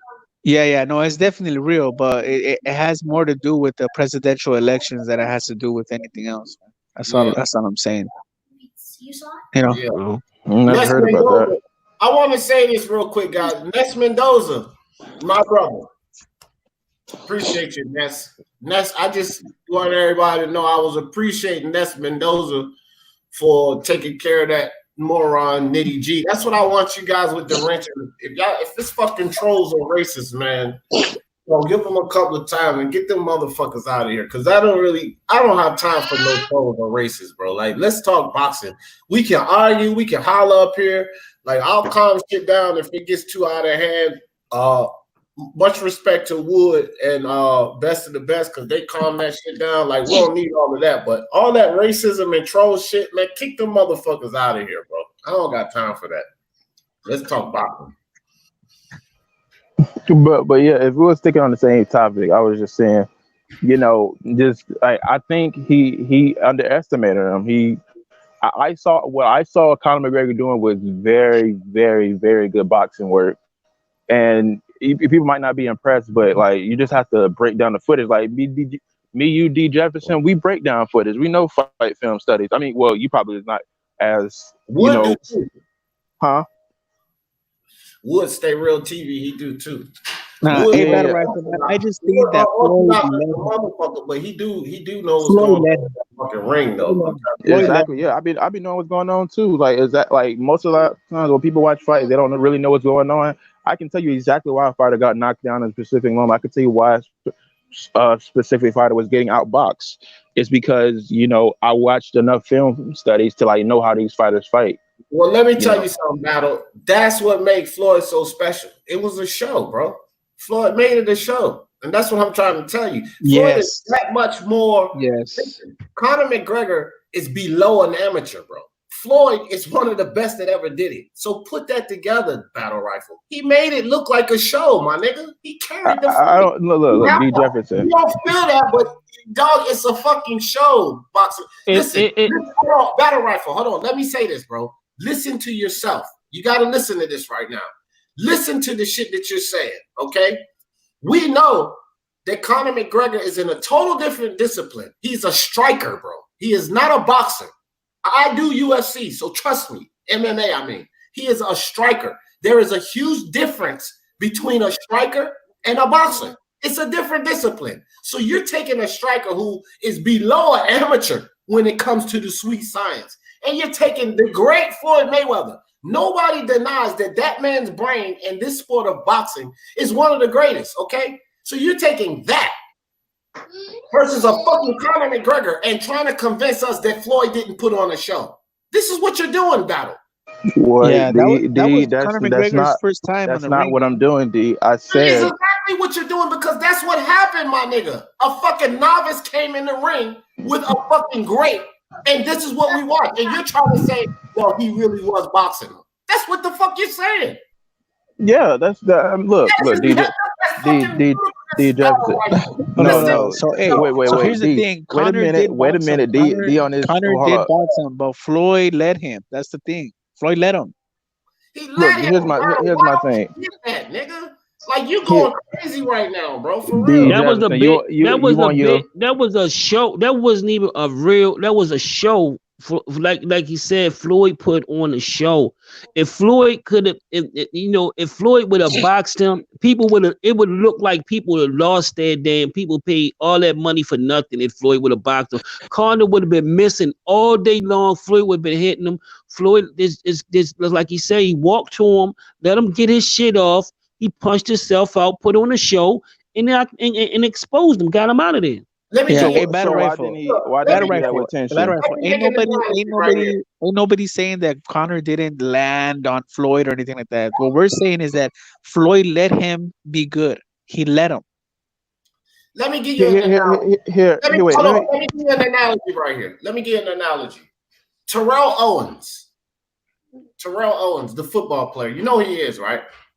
Yeah, I know what Terrell Owens is. He played basketball in school. He played basketball, he played football, okay? But he's not a fucking basketball player. So Terrell Owens goes in with a one-on-one, and I'm not going to use Michael Jordan because Michael Jordan is the greatest. Let's use one of the greatest. Let's say Terrell Owens goes in a basketball match with a fucking Tracy McGrady, and they're going to 20. And Tracy McGrady allows fucking Terrell Owens to get 17 points. You gonna fucking tell me that Tracy didn't allow that to happen? Look, I think you're making. This is what the fuck you're saying that Floyd didn't allow Conor to do that.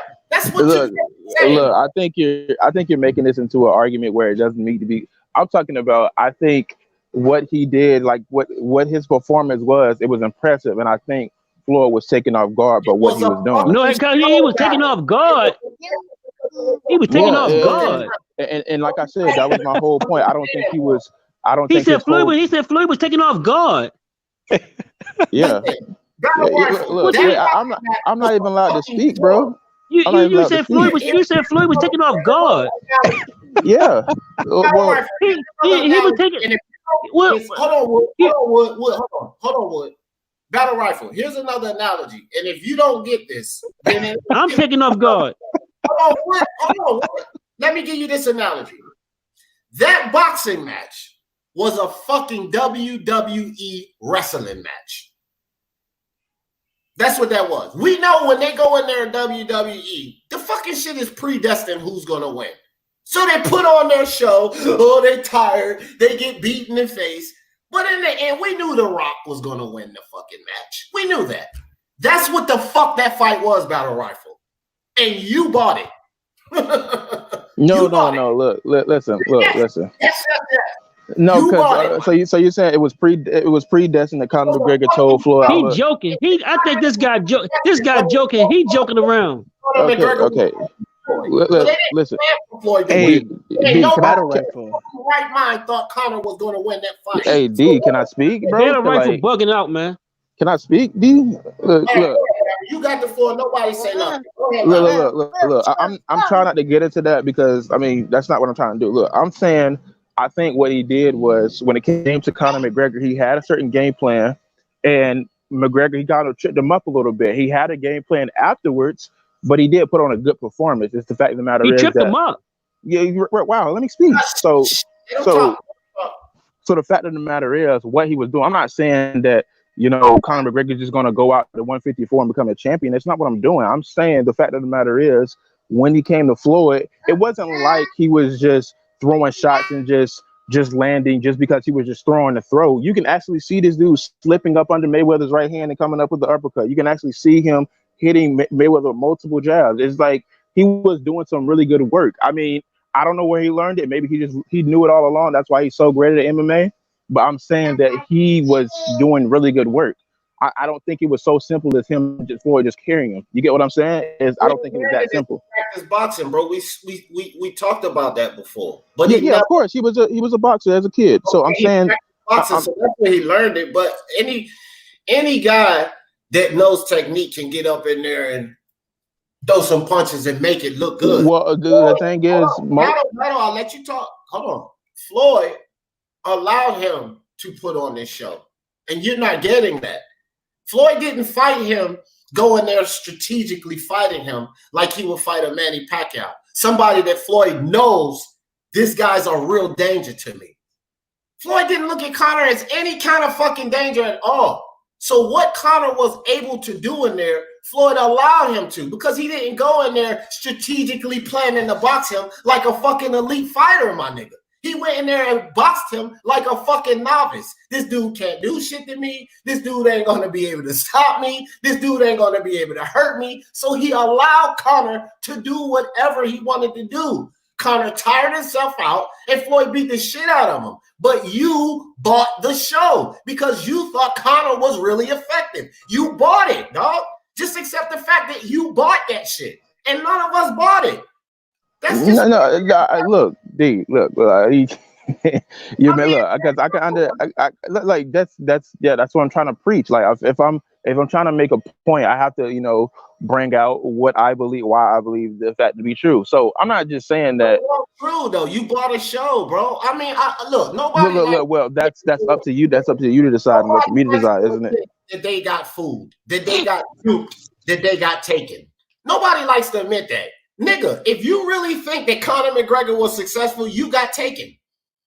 You got taken. I mean, that's up for you to decide. D, look, real quick, Battle Rifle. Hey, when I was laughing, I was not laughing at you, bro. I was laughing at the other dude, and he was saying Floyd got caught off guard. I got you. Yeah, you good, bro. I'm saying, look, D. The fact of the matter is, you're saying what did you say? Let me ask you a question. Did Floyd go right after Conor McGregor when the fight started? Did he go right? Like he was the high guard, like you said, like he was trying to.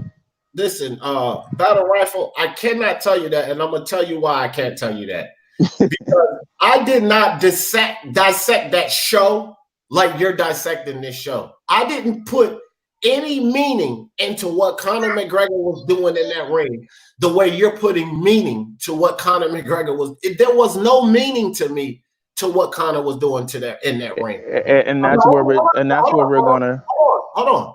The only thing I knew that was gonna happen was eventually Floyd was gonna demolish him. And that's exactly what I seen happen. So the show played out for me the way the show was supposed to play out. The show played out to you something differently. You actually seen success in there that I knew was a show the whole time, and you don't see it that way. The rest of us on the panel and who was on the panel and everybody, I'm pretty sure in the chat sees it that way. You see it as Conor McGregor actually being effective, and that's not what really happened, bro. Well, if you're gonna use the notion that you're gonna have the thing where you have this preconceived notion that it was just going to be a show and nothing else, that you don't have to look at the fight film footage, then we're going to agree to disagree because you're not going to take it seriously when we do actually break down the fight. So that's fine. We're just going to agree to disagree because you don't understand something that you're agreeing to disagree with everybody else, because I'll ask this question That's to the fine. chat. Hold on. I'll ask this question to the chat because the panel pretty much already responded. Does anybody in the chat believe what Conor McGregor did in that fight against Floyd Mayweather was something that Floyd was unexpected to Floyd or changed his game plan or made Floyd have to think? Does anybody believe that? Or does everybody believe that that fight was pretty much predestined Floyd was going to win? That fight was nothing more than a show. If anybody believes what Battle is saying or kind of gives validity to what Battle is saying, please put that in the chat right now. Because on the panel, we already know it's unanimous. Nobody fucking thinks Floyd had any kind of trouble. It was nothing more than a show. That's what was supposed to happen. Conor didn't have any kind of success but what Floyd allowed him to have. That's how I don't believe that's true, but you know, we're gonna agree to disagree. So, well, Marvin Machine, the first response is well, Iceman said, yeah, Floyd was gonna win. Prime Fighter Champion says no. Marvin Machine says Battle Rifle's tripping. Battle, dog, you way off on this one. Prime Fighter. It's too much for you guys' minds to grasp. So I'm on my delete thing right now. It's not even trolling. It's like no. Nah, D Jefferson, don't put me in that category. I'm saying, look, this is what it is. It's too hard for people's mind to grasp. Like, you know, I study fights all the time, and I'll tell you why certain fights are the way they is, and people won't believe me. Like I said, I remember said that certain fights, like what's a good example that everybody watch? I told people why the reason why George Foreman was so effective against Frazier because he was outboxing him, and people was like, boxers, though, bro. Huh? But those are two professional boxers. No. I get that. I'm just making an example. I'm saying that the fact of the matter is, people would just so have this preconceived notion that he just outslugged Frazier, and that's the reason his success was that. And I can't convince people of that because everybody's going to think that as you're arguing against the majority. So it's just some things we're going to agree to do. That's not true because boxing minds, as us that was on the panel and as everybody in the chat, because that's what the Speaking Mind Sports Talk family is, we're full of boxing minds here. We don't believe that. So hey guys, hey D, real quick, I gotta go. So I just want to thank everybody in the panel that I talked to. Thanks D for having me on. I gotta bounce. All right, bro. All right, later, guys. No doubt. So later. Boxing minds, we don't believe that shit. Okay, so casuals may. But when it comes to this Floyd Conor situation, you're talking about boxing minds. We don't believe that Conor McGregor had any kind of success that Floyd didn't allow him to, bro. Oh, okay, yeah, you're gonna have that notion, and then I'm not. Yeah, we're gonna have to agree to disagree. Look, D Jefferson. Okay, can we agree that as soon as that fight was signed, that we're not going to pay this fight really much attention to what Conor does? If that's the case, then yeah, like can we agree to that? Yeah, because it was a foregone conclusion. Okay, then. So it's agreed to disagree. We can move on. We can move on then, D Jefferson. It's an agree to disagree situation. Okay, well, yeah, it's a disagree situation. No, you bugging on that. No, D Jefferson, move on. Don't you put those little sly remarks in there. You gotta move on. See what you doing. Oh my God. All right, guys. So look, Nick. Oh, Jeffrey DeRowan in the building. What's up, Jeffrey? Floyd walked to the ring in robber's mask. Yeah, man, a robber's mask, because that shit was like taking candy from a baby, Jeffrey. That's why he was robbing the people for $110 million purse and another $200 million promotion. That's what he robbed. So I don't really have another topic, guys. We covered the Oscar De La Hoya. We covered the Tyson Fury still cheating. That's what the LDBC. The next was Tank Davis, which we spent plenty of time on Tank Davis. And I think I covered every topic I had. And Mikey Garcia, we covered that too. So those were the topics that I have for this live, guys. This was actually a really good live, man. I think we peaked out at like 56, 57 people, which is awesome. Appreciate you, Nick, for the super chat. Nick Harm, appreciate you. K Harvey, appreciate you for the super chat, and Willie Williams for the super chat. Appreciate you guys. Martin Ramos in the building. What's up, Martin? We've been going back and forth. We ain't gave you no time to talk. What's good with you, Martin? Nah, it's all good. I heard enough. You know, it's like you said. It was that fight was just for entertainment purposes and to make a lot of money. You know, that's the easiest. How much Floyd made that night? 110 on the person, 2 something on his promotional. That's the easiest. That's the easiest money him and Conor got their whole life. Floyd just popped a shot at Canelo about that. As a matter of fact, he said he had 2 fights where he made over $350 million, and people keep comparing Canelo to him.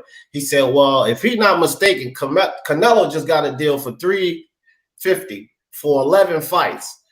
And 1 fight, he pretty much made that with Conor McGregor in 20-something minutes. So stop the fucking comparison. Now, when Floyd says shit like that, I can't do nothing but agree with him, because that motherfucker got to fight 11 fights to make. He doesn't want people to reach his pinnacle. I mean, but that's a fact though, what he's saying, and I'm always advocating for Canelo out here. So let's keep it real. Let's keep the same energy. The motherfucker made in 1 fight what this motherfucker's making in an 11-fight deal. Let's keep it real. It's not even close. It's not even fucking close. Yeah, that's why I don't pay for. But like you said, that boxing. You know, I mean, Floyd carry the guy. You know, because he can't just go in there and blow Conor out the water right away and have these people paying $100 for pay-per-view. That's what we expected. That's what everybody expected that would happen when you got a novice fighting a great. So he had to make the fight last, bro. He had to give him some excitement, give him what they fucking paid for, and that's all Floyd did. But the Pacquiao fight was $100 too. Why do you think Oscar De La Hoya, right now, Battle Rifle, even thinks that he can take Conor McGregor out in 2 rounds? Because of that fight. Oscar know Floyd carried him. Nah, I mean, I'm pretty sure any boxer, if an MMA fighter call him out, they think he can beat him if they're a professional boxer. No, if they're a great, like Floyd and Oscar and these guys. No, you've had multiple people call out Conor McGregor. You've had multiple. Not even amateur boxer. No. I'm saying you've had multiple boxers call out Conor McGregor, D. Jefferson. Yes. And they're only calling him out for money. Battle Rifle, stop being you can make a lot of money beating a novice. Stop being silly, bro. That's not. Look, I'm not on a disagreement that that's what they're doing. Hold on, right quick. Anybody with a wrench in the chat, delete Nitty G from this channel right now. Delete him. Hide him. So anybody who has a wrench, just hide that motherfucker. I'm tired of him. Go ahead, Martin. Hey, D, if you would have gave me a wrench, I would have done that a long time ago for you. Martin, you don't have a wrench? Are you fucking kidding me, bro? You should. No, I don't. But I would have taken care of that for you. Yeah, I know. I know you would have done. But I mean, why wouldn't you call out Conor McGregor if you are a top 10 fighter? Because you is good money and it's easy money. Everybody gonna want a piece of that. I agree. Yeah, a lot of boxers gonna want a piece of that pie. That's not what I was on disagreement on. Yeah. Well, all right. Battle Rifle, give me some closing thoughts, right quick. Martin, do you have a comment in the chat, bro? Drop a comment in the chat right quick, Martin, so I can give you a wrench. Oh, yeah. Give me some closing thoughts, Battle Rifle. Well, you already know. You know, it was a good talk. Depend. I didn't know you guys were live for almost 2 hours straight before I came on. So yeah, I didn't listen to the other talk. We'll probably have to get that on another time. And I think you know, Conor McGregor was kind of styling on Floyd. He wasn't expecting. He was, putting those shots in the play. He kind of make Floyd sweat a little bit, like.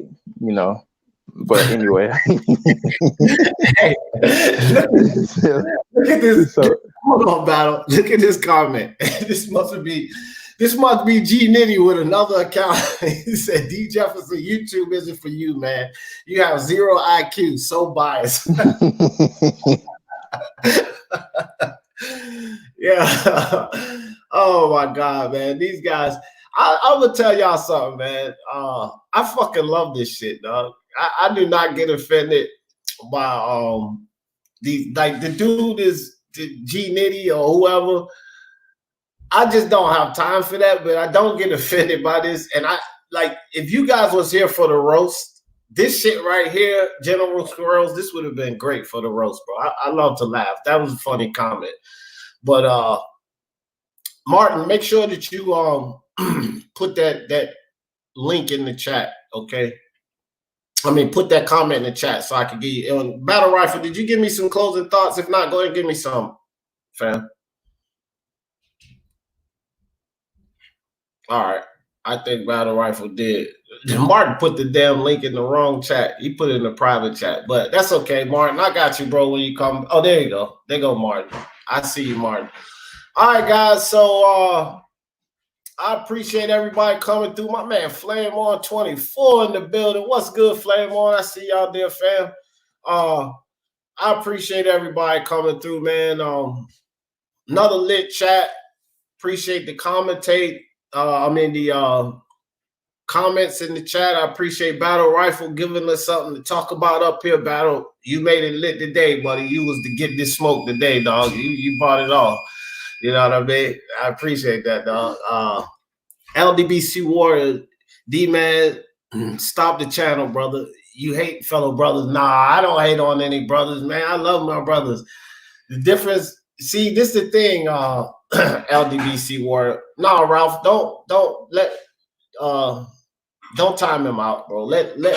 Comments like that, people taking shots at me, y'all can let that shit go. I just don't like trolling and shit. You know what I mean? If like this guy LDBC Warrior and those type of comments, y'all can let that shit go. Anything racist or fucking attacking like LGBT communities or trolling, then get them out. You know what I mean? But if they say D's an idiot or something like that, I call people an idiot all the time. Y'all let them rock, okay? I don't have no problem with that. But this was, like I said, it was a lot of good topics. It was stuff that I wanted to talk about today. And we covered it all. Like I said, shout out to my man Battle Rifle. He brought a whole lot of action and he brought a whole lot of fucking excitement to the live today. So shout out to you, Battle Rifle. Red Glove Militant just stepped in the building in his other account, and my man G Boogie just stepped in the building. We get ready to close this thing down, though. Appreciate you guys. Y'all know how I always in this thing. For the love of sports, let's talk about it. Peace.